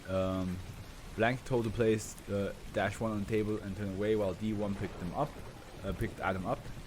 -1 vanished from D1's hand in 3 seconds. Blank located -1 inside of own jumpsuit. Okay. Test number 4.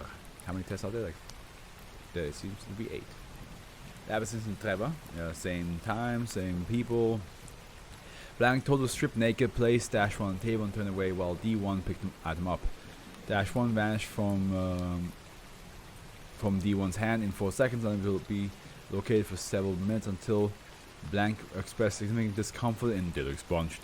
Vanished from toilet bowl in 3.5 seconds and was located in Blank's right sock.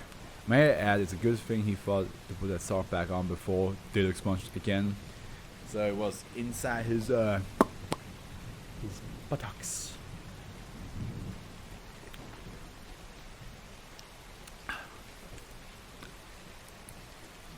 Harsh. It's right in there, like right in there. It's what people wanted Ant-Man to do to Thanos all this time.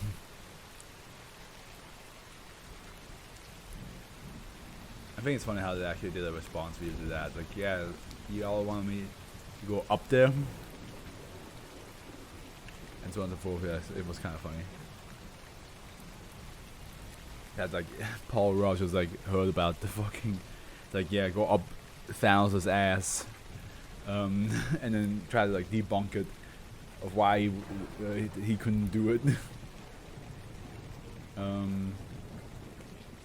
Subject Blank, 11.5 hours after exposure to -1 D1.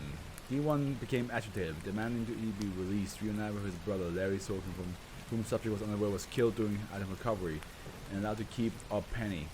Quickly attacked Blank, fracturing Blank's nose right over the bone and right cheekbone and knocking several teeth loose, rendering him unconscious. D1 then retrieved -1 from Blank's hand. -1 remained in D1's possession. Blank ceased causing transmutation. That wasn't a test, he just beat the shit out of me while you recorded it. Welcome back, Trevor, sorry about the face. So, yeah, because he forcefully took it, that counts. He took it while, in a way that Trevor couldn't, it was against his will. There was no way for like the Penny to know, like, well, does he want me to be around or not? Test 6. Okay, D1. Subject refused. Sorry. Subject refused further cooperation and was terminated with 1 gunshot to the head.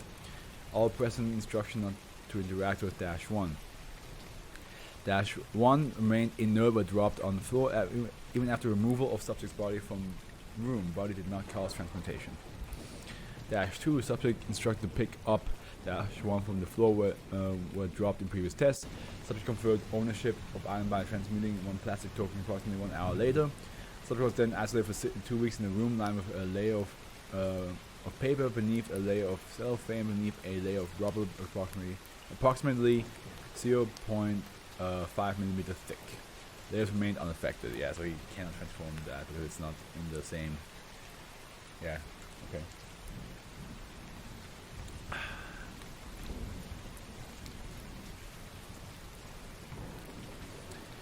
Test 8. D2, 1 week after exposure to -1, and D3. D2 instructed to touch various objects in order to establish boundaries for transmutation effects. Results varied. Block of solid oak wood. Block transmuted entirely into pennies. Glass brick. Glass transmuted entirely into pennies. Drinking glass. Round. 10 centimeters diameter. 2.5 millimeter thickness. No result. Note, a good rule of thumb seems to be that the matter to be converted or replaced must be able to contain a penny in the three-dimensional space the original item occupies. An example, the glass was too curved in this case. Water in glass. No result. Note, I think it's obvious we don't have to test. We don't have to test gases. Wet sponge transmuted. Volume taken up by pennies slightly less than exterior volume of sponge. Pennies wet and resting in puddle. Block of wood coated in fresh paint. Block transmuted. Pennies sitting in a puddle of wet paint. Some splash with paint. Block of wood coated in dry paint. Block transmuted. No paint remaining. Block of wood with old peeling paint. Block transmuted. Some paint chips remaining. Dining room table with leaf installed. Section of tabletop that was touched transmuted entirely to pennies. All other components of the table, leaf, other tabletop section, legs molding around the tabletop that was nailed in place. Nails and other metal fixings unaffected. 2 blocks of wood adhered together using blank brand glue. Block touch was transmuted, other block unaffected. Block of ice 4 meter cubed. Block transmuted, some pennies wet and puddle. Discovered after pennies were cleared out of room via industrial vacuum.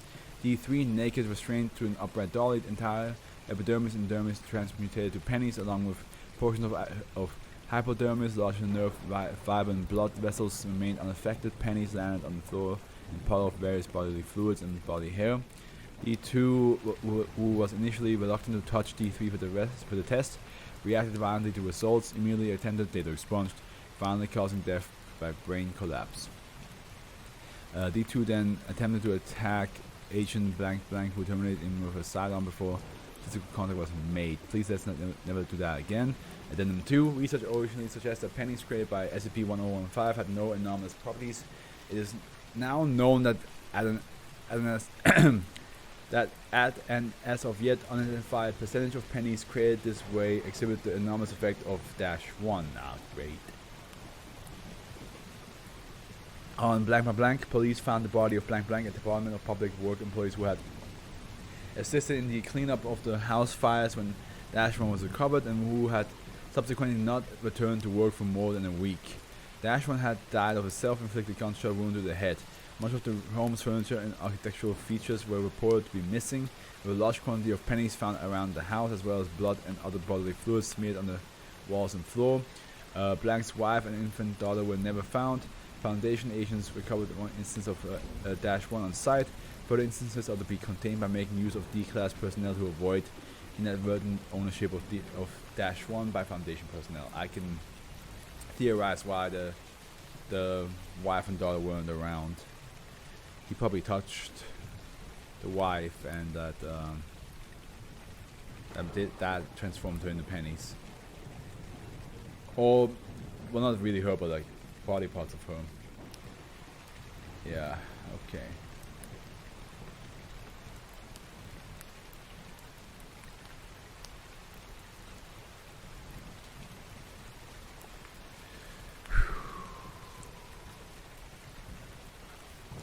Alright. The bloody key. Well, it could be a key that just bleeds. Or a key that opens a body up like a door. And you could just like open up and look in. That looks like that looks like a normal bloody key, gotta say. SCP-1016 in evidence. Safe. I am now getting a bit warm. But I need to be careful to not turn this on too strongly. Because like I said before, last night, cold air after heat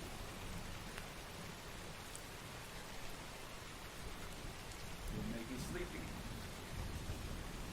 And I was already sleepy as not before.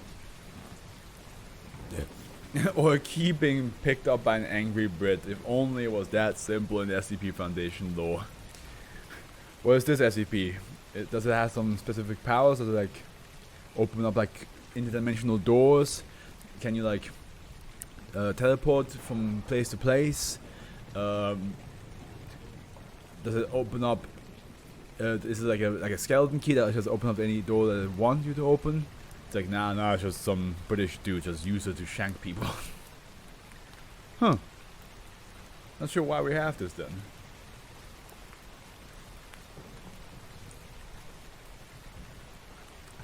So appears to be kept in a secure box with a combination lock. Oh yeah, it's safe. Code blank by blank in a standard fireproof safe with a number pad locking system. Neither lock will contain a backup keyhole.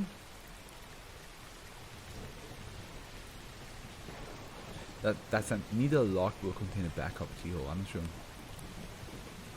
Okay, it's both. Okay, within this context, SCP-1016 poses no threat. Approval of at least one level 4 personnel is required for the removal of objects from its containment area for research purposes due to the nature of the device. Testing may only be performed at an isolated building at site blank after making sure that the building contains only D-class personnel. Okay, now description. Let's see what it does. SCP-1016 appears as a standard door key of unremarkable make.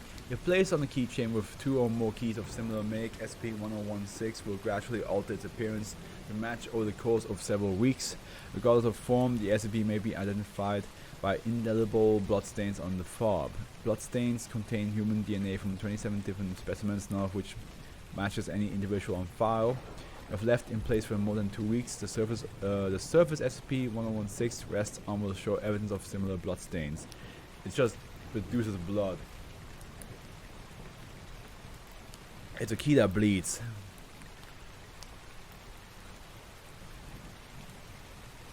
But the bloodstain is like meant to be like other people, but none of them got injured, or they don't exist.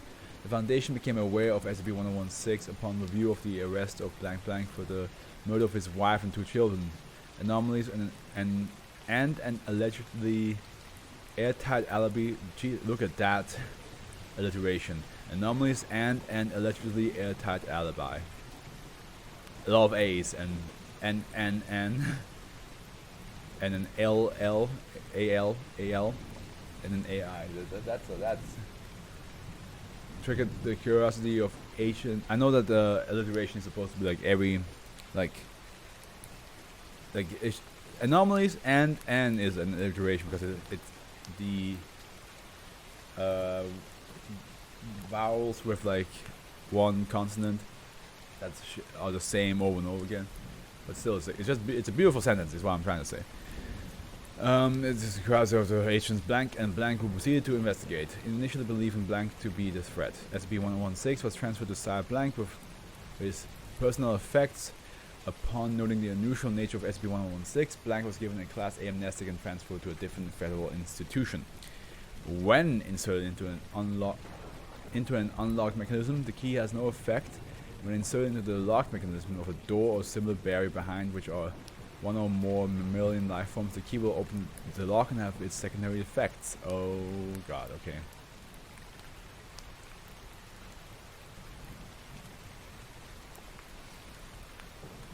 Also, okay, I see. So it's bleeding, and then if you put it in the door and on the other side of more than 2 people, the other effect happens. When SCP-1016 is inserted into such a lock, any light in the structure dim is any lights in the structure dim noticeably. At such time, instruments detect no fluctuation in the power grid. The dimming phenomenon is noted with both electrical and incendiary light sources and lasts until the key is removed from the lock or the door is opened past the frame. Following this, an additional presence appears in the structure. Experiments involving autonomously powered video surveillance of the interior show the video monitoring devices to malfunction as power is restored in a manner consistent with manual tampering. Batteries are removed, lenses are covered, or power is turned off. Okay, so it's like it looks like everything has been done manually, even though it's magically. Upon the user entering the structure, persons and higher animals inside the structure at the time of the unlocking act are found to be dead. So basically, turn the lights off, make it as dark as possible, door opens, you die. Cause of death in SCP-1016 as victims.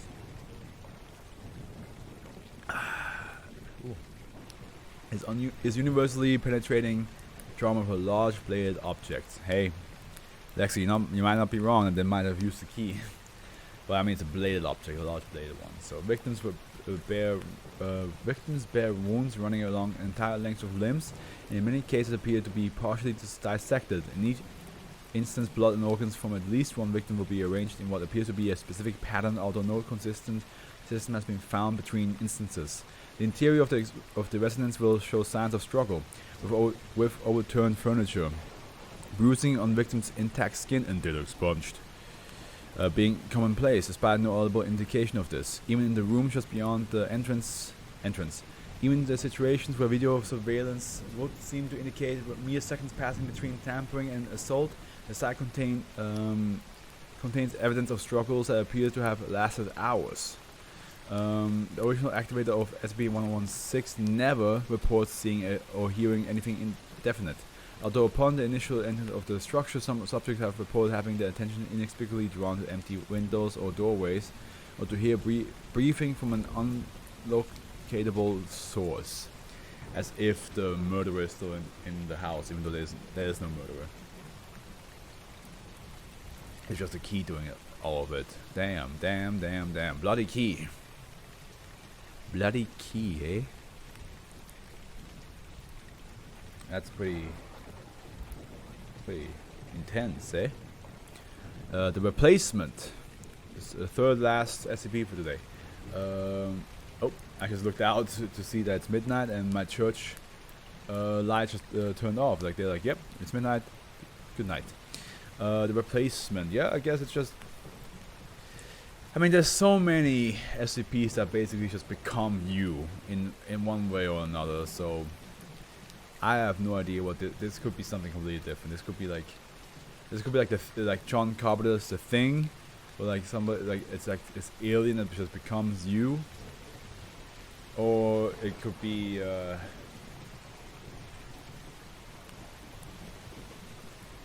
yeah, I can't think of. I feel like the Foundation's going to surprise me with this one, because I can't think of anything creative right now. Euclid, as SCP-117 remains confined to the London Underground Metropolitan Railway, containment must be enacted in situ. In situ, the detection and identification of an instance of SCP-117 is crucial, and to be carried out by 3 Foundation agents who have been inserted into the Human Resource Train Control and Blank Departments of the Transport for London TFL Administration. Fail-safe explosive charges are placed at key locations in the network, so as to be able to isolate segments in the event of a containment breach.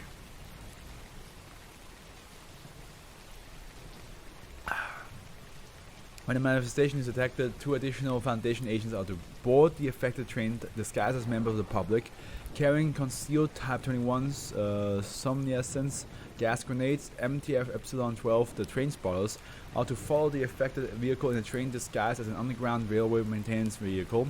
Any TFL staff attempting to contact the driver of the affected train is to be subtly distracted by the embedded agents. Class B amnestics are authorized for use if necessary. Should a Phase 2 event occur, all personnel are to enact Procedure 108 Captum as detailed in this report. Any minor delays or interference caused with the wider London transport network are to be explained to the staff and member of the public as signaling errors or plant engineering works. Is that the reason why certain trains in London just don't work? Is the Foundation messing with it?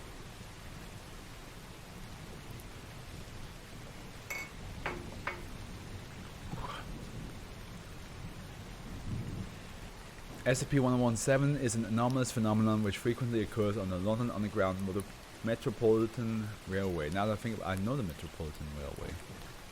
I used it a couple times. The effect will happen if at least one member of the train driving staff is not present at work due to illness or injury. The effect first starts when the staff members attempt to notify the supervisor that they will be unable to attend work by telephone. The telephone call will not be received, and interviews with the staff members in question have revealed that the call went through to an unidentified male recipient who agreed to pass on the message. Ah, so it's now replacing them. That's where the replacement part coming from. It's like, I'll take over your work. No problem, I'll take over.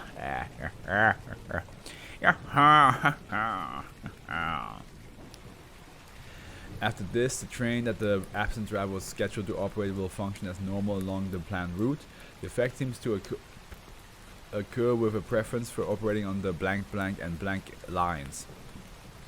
That could be Hammersmith and Sydney. No, it's not. None of them is Northern. What else kind of lines do we have? We have Metropolitan, we have Northern, we have Hammersmith City, we have the District. The train will stop at the stations as normal and allow passengers to board and disembark as expected. However, the driver's cabin will be entirely empty. CCTV camera footage of affected trains show the vehicle and controls operating without any visible operator. That is freaky. Yeah, imagine like you wait for your train to show up. It does. You look in. You're like, okay, and then you look into the. I'm not sure. Like the driver's section, and there's nobody there, but the train's just like doing it all by himself. I'll be like, either technology has really stepped up, or this train is haunted.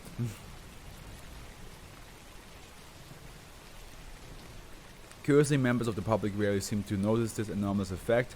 Under most circumstances, the train will operate for a full working day and then be left at the appropriate siding at the end of the shift.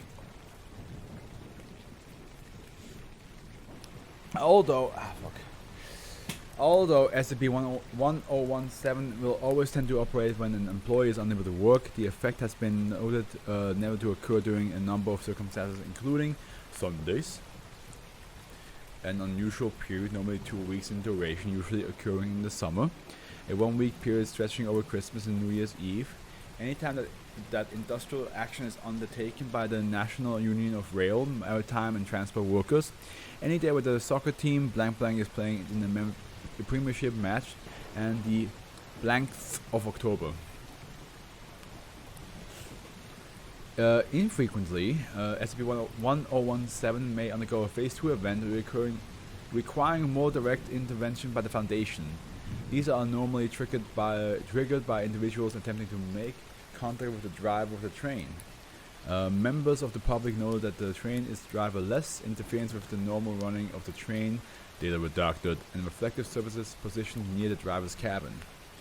Should a Phase 2 event occur, the train will immediately begin to accelerate to dangerous speeds, ignoring any stop signals and potentially injuring members of the public who are attempting to board or disembark. It becomes self-aware. Well, it already is self-aware, but it's just, driving off, ignoring anything. You just stand there, chilling, and then you see the train coming, you stand close, but then like it just speeds by you in incredible speed, and the wind just fucking smacks you into the train by, like, because it's just so powerful. You just go like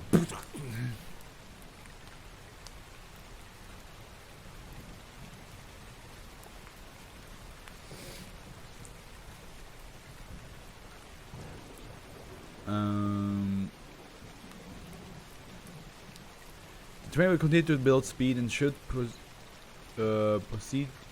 procedure 108 captain not be enacted, there is a major likelihood of a collision with another vehicle or a derailing incident.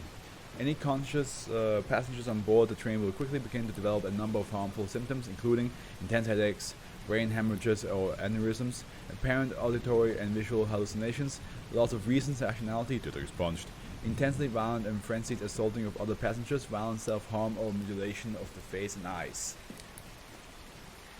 Listen, I thought somebody was going to take over somebody else's job. I didn't think all this would happen alongside with it. A summary of procedure 108 captain follows. Agents on board the train are to immediately render any member of the public present unconscious, followed by themselves. Foundation staff are to remotely cut power to the section of the track containing the affected train, ensuring that the train comes to rest between platforms. MTF Epsilon 12 is to rendezvous with the train. MTF Epsilon 12 is split into two teams. Team Alpha will proceed to the front of the affected train and deploy concussion grenades through the driver's compartment windows. Team Beta is to position themselves outside the passengers' doors of the train and commence breaching and boarding actions. If the Foundation agents on board the train are unsuccessful in their mission, Team Beta is to tranquilize any members of the public still active. Should MTF Epsilon 12 fail, the appropriate explosive charges are to be detonated remotely. Following the conclusion of these events, standard cleanup operations can be carried out, including administration of amnestics to involved members of the public and the release of the cover story. Approved stories include the gas leakage, unexploded WWT ordnance, did I say WWT? I mean WW2 ordnance, or World War II, I guess. WW2, World War II. Yeah, World War II is faster to say, I just realized. I mean, I'm pretty sure people have said this already, but because like even like the triple W's, like for like websites, people have said it's easy to say World Wide Web. It's faster to say that than www. But you could also just say triple W, to be honest. The date, procedure, and a captain has been modestly effective in preventing a containment breach, dealing with 38 Phase 2 events in the past decade, only one of which required the use of the fail-safe explosive charges. We're almost done, I tell myself, because I'm falling asleep, because I'm tired, not because it's boring, because I'm tired. I'm having a good time, but I'm tired.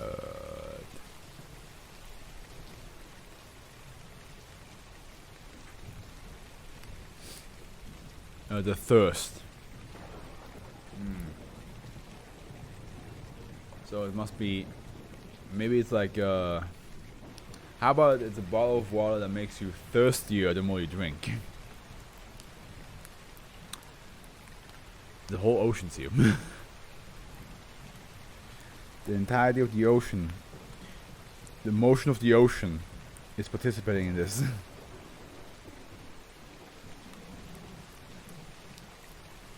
And I didn't think that was the case.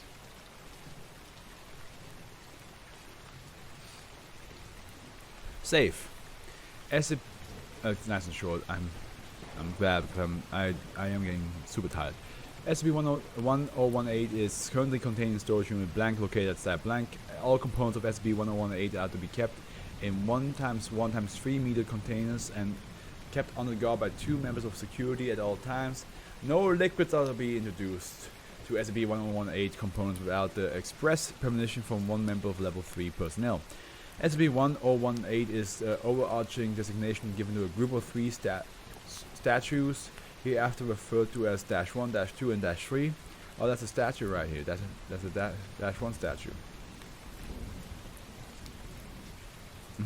Praise the Lord. Lord, I'm thirsty, please. All components of SCP-1018 depict an emaciated or elderly human male and are composed primarily of concrete and gravel. A red luminescence is visible on several points on the surface of SCP-1018 components, mostly present on the head and throat. -1's anomalous effect is activated by applying pressure to the back of its neck, while -2 and -3 are activated by contact with liquid. When -1 is activated, the area within 10 meters of it will experience heavy rainfall. In situations where SCP-1018 is activated indoors, this rain will rapidly fall from the ceiling of the structure. Further examination of rainfall produced by -1 shows no anomalous properties. This rainfall will last 30 minutes before abruptly ceasing. The rainfall brought on by -1 will typically activate -2 and -3 when they are in the same structure. When -2 is activated, 6 manifestations of what seem to be emaciated children will appear in the area surrounding -2. These children appear identical to several who disappeared 2 months before SCP-1018's recovery. Oh. Okay. All manifestations will approach individuals present and frantically request water. These manifestations are incorporeal and so are unable to consume water even when it's provided to them. 25 minutes after the initial activation, all manifestations will clutch their throats and fall to the ground, where they remain for an additional 2 minutes before disappearing. Jesus Christ, you will get to see ghost children who ask you for water, and then after 20 minutes they just die again out of thirst. They just plop on the ground in front of you. Dash 3 appears to have been heavily modified at some point in the past. Several parts of its structure appear to have been removed and replaced, most notably the left leg and the head. A small hole has been drilled into the left ear of the statue, suggesting something has been removed or inserted. The purpose of these modifications is currently unknown. When Dash 3 is activated, it will begin speaking in a highly distorted male voice.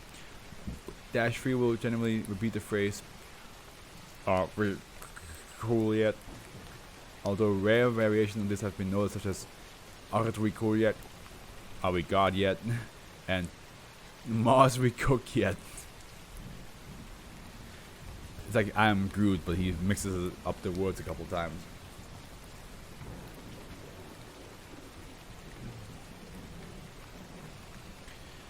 When these variations are spoken, the distortion of Dash 3's voice will increase heavily, with stuttering and slowing down of speech being common. The speech will continue for 30 minutes before ceasing. The components of SCP-1018 were first recovered when they were activated at a charity gala, intended to raise money to provide clean water to those in troubled areas. Mobile Task Force Upsilon 23 art critics were dispatched to recover SCP-1018 and did so without incident. Security camera footage of the incident shows two local activists placing the SCP-1018 components backstage and activating S-1 before fleeing. Efforts to locate them have as of yet been unsuccessful. Last one. The thirst is kind of cool. I like the idea. I mean, it is pretty wow one, but I do like the idea of what the thirst does. I do like it. Okay, last one. Mr. Toxic. I wonder if that's part of the Mr. lineage, like Mr. Life and Death, and then Mr. Fish and Mr. Invisible and others, and all those guys that are part of the Dr. One and This is just like another one, but a different type of Mister. But yeah, I think it's that's a shame. Got really low ratings. Oh well. Yeah, it's part of the Mister thing. Okay. Yeah, with the prologue, Mr. Dog, Mr. Toxic, Mr. Collector, Mr. Voltage, Mr. Gears, Mr. Nobody, Mr. Brainies. But these are different ones than. I mean, Mr. Fish is here, but. Okay, that's just more. Okay, gotcha. Alright. Euclid, last one. The property, probably be done in like 15 minutes maybe. The property surrounding, maybe longer, 20 minutes. The property surrounding SCP-1019 has been purchased underneath the Foundation mining front. Atlas Burning Provisional Site 127 is to be established near the main entrance of SCP-1019. Armed guards are to patrol the facility, with one being stationed at each known ventilation site and two being positioned outside of the main entryway into SCP-1019. SCP-1019-A is contained within a standard containment unit. Personnel are not allowed to interact with it following its initial recovery. SCP-1019 is the designation given to an underground facility located in Afro, Sweden. The facility layout is almost identical to Site 179's underground component. However, numerous wings, including D-class housing and office spaces, are inaccessible due to cave-ins. Scans of SCP-1019 for antimetic, temporal, and cognitive hazardous effects are all negative. All other hypotheses as to the creation or manifestation to -A are to be submitted to research team Cavide. Exploration into the site has also noted the following: Foundation documents noting the location and containment status of known anomalies previously or currently contained at Site 179, each with varying degrees of accuracy. A photo of the previous Site 179 director's daughter in the cafeteria. A file containing all D-class currently present at Site 179. Why do I want to say 29? 79. Human muscle and adipose cells lining the office walls. A bunker component that, when scanned, was predicted to reach the same depth as Site 179 XK class bunker. A keycard owned by Site 179's previous director. Dash A is the designation given to an amalgamation of several human bodies. All DNA testing performed on SB1019A has reported inconclusive results. Dash A has a roughly spherical shape and is only capable of minimal movement. It is able to speak, though it shows no further signs of intelligence. All speech of Dash A is to be considered incoherent and to be ignored. Little daddy long legs over there. It's not a spider, but it's like those like fucking flying insects with like really long legs. I just saw him just boom boom boom boom bumping against the wall. On the 5th, 2032, Dash A was discovered by an agent in Keter Wing containment cell. During the encounter, all information was lost along with said agent, with the exception of a clothes, equipment and weaponry which had been abandoned nearby. Does the Black Moon howl? That's we had this once before. Like, does the Black Moon howl? Yeah, I think we had. That's a famous phrase going around in the SB Foundation, if I recall correctly. I mean, irrelevant. Anon will tell me if I'm wrong, but I'm pretty sure that's like something that, like, if the Black Moon howls is a very often reoccurring sentence. If I'm not mistaken.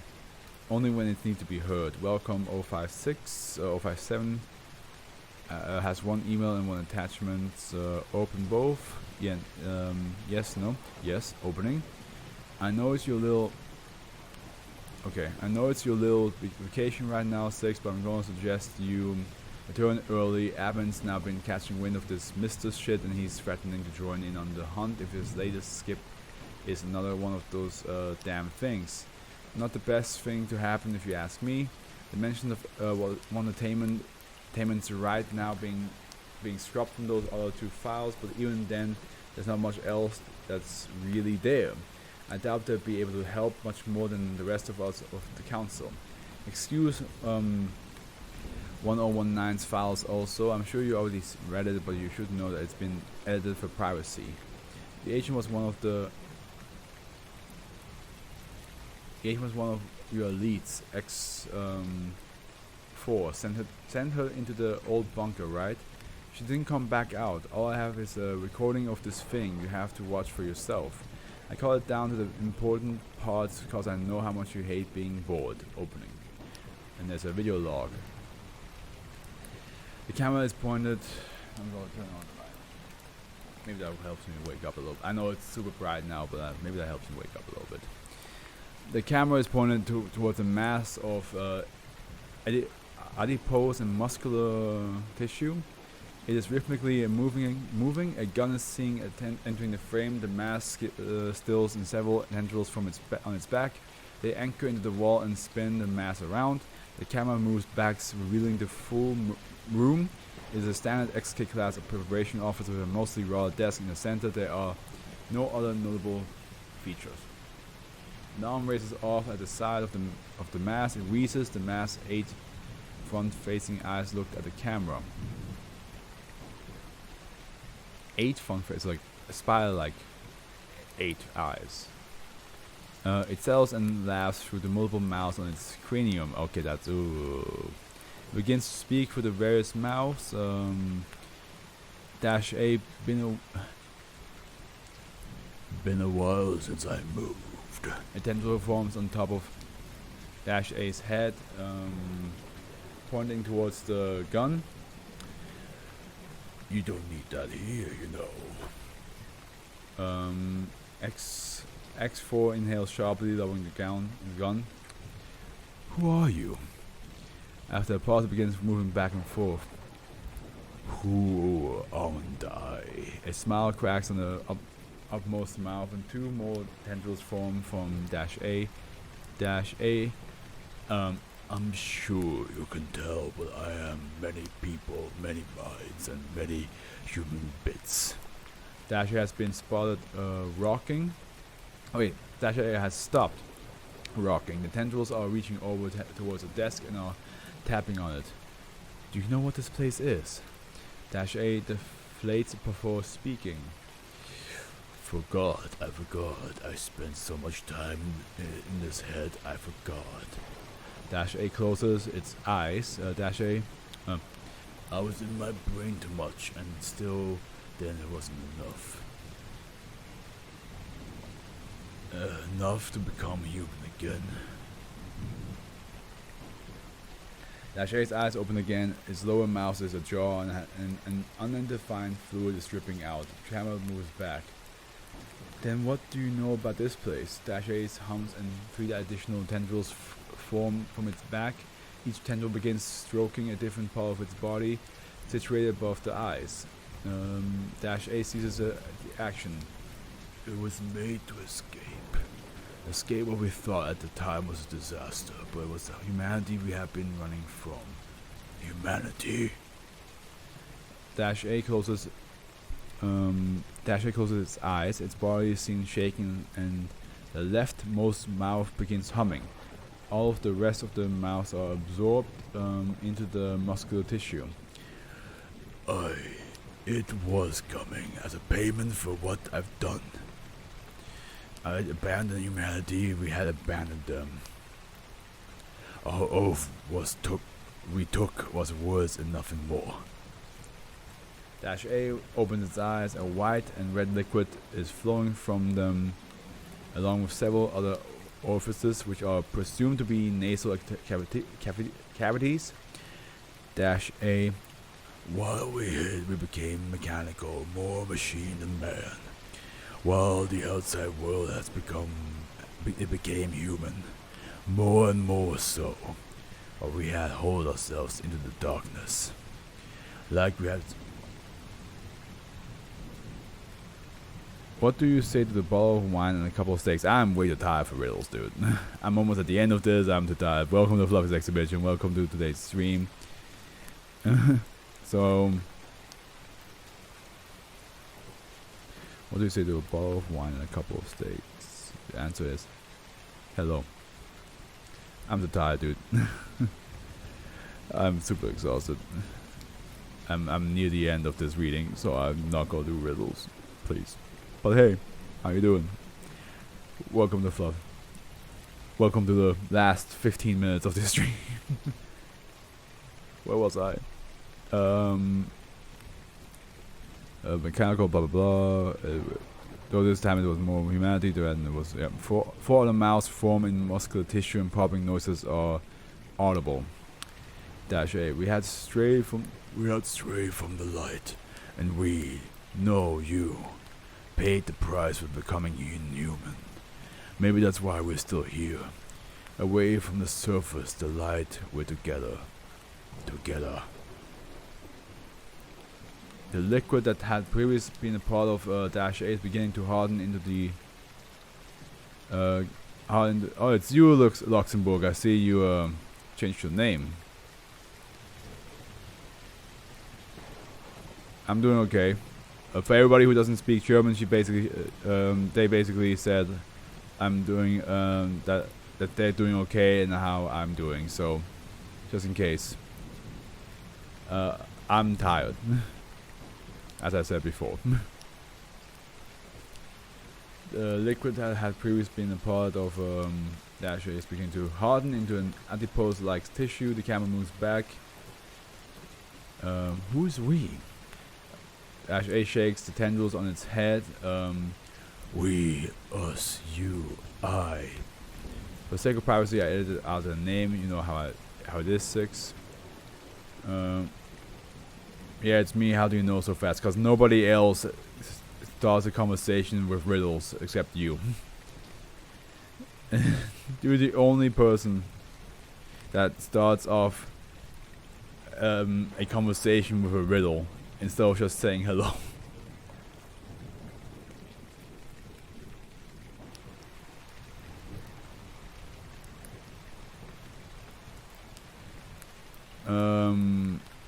But you know him as you passed, don't you? When the disaster, humanity came, our secrets, they fell.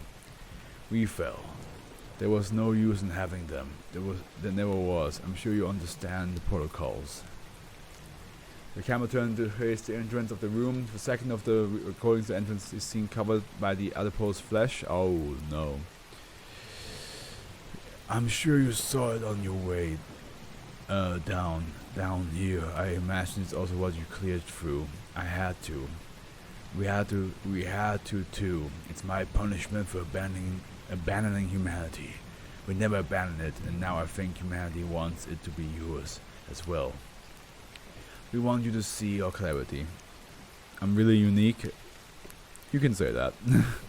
I'll let you have that one. The screen goes blank. The recording ends and log has one email and one attachment. Open both. Yes. Opening.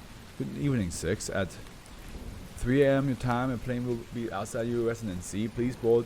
Then when you get there, do not talk to the rest of the council about this meeting. Consider 3 and 4 KIA. I know you've been killed in assignment, right? I already drank my tea. You're too late. Like I said, this is the last 5 minutes of the stream. I already drank my tea. I know you've been entrusted with all physical copies of the documents. I expect you to bring them to me. There's a scan of a document from -A. Compare them with the others. Accept a long conversation after takeoff. Until then, opening file 053 PDF. And that's it. Now, let me just add that. I would say that, yeah, I would say it. Here we go. Here's the list. Here's the list of the SCPs that we went through and which one rated in how much I enjoyed them. The Thirst, yeah, I gotta say, statues that create, like one statue that creates a lot of rain, and then another statue that creates ghost children that just die because they can't drink, and another statue that just basically talks the whole time to you while this is all happening. It's creepy, it's freaky, I like it. Poor Man's Midas, I think it's just hilarious. Like a penny that transforms everything you touch into pennies. And the longer you have it in your possession, the more bigger objects you transform into pennies. And the only way to get rid of it is either get it stolen or get killed. So, but I like the idea of just like, you know, you just slap the table and it's just like there's a bunch of pennies and you're like still like, oh god. Imagine going to a shop. Imagine going to a shop with like a whole bag of pennies, like a literal like just like multiple bags of pennies. The bloody key, yeah, I mean not only does it like bleed, but also just the idea of like you want to open the door with it, and whoever's on the other side, as long as it's 2 people or 2 mammals basically, they'll die. They'll die of some sort of cut wound. Humanization process, yeah. This whole idea of like a statue that transforms you into like this workaholic that slowly but surely goes insane and then doesn't even realize they're doing a lot of awful shit. Like, I don't know, like instead of using a hammer, they're using their fucking elbow to like to bash nails in, and then after a while might even use another person just to like do physical labor for. It's I think like the visual aspect of this one is like great, because like you can imagine like a whole like people gone crazy skit from like some sort of cartoon almost. Cockatrice, yeah, that it's basically just a mini Medusa snake with a tail.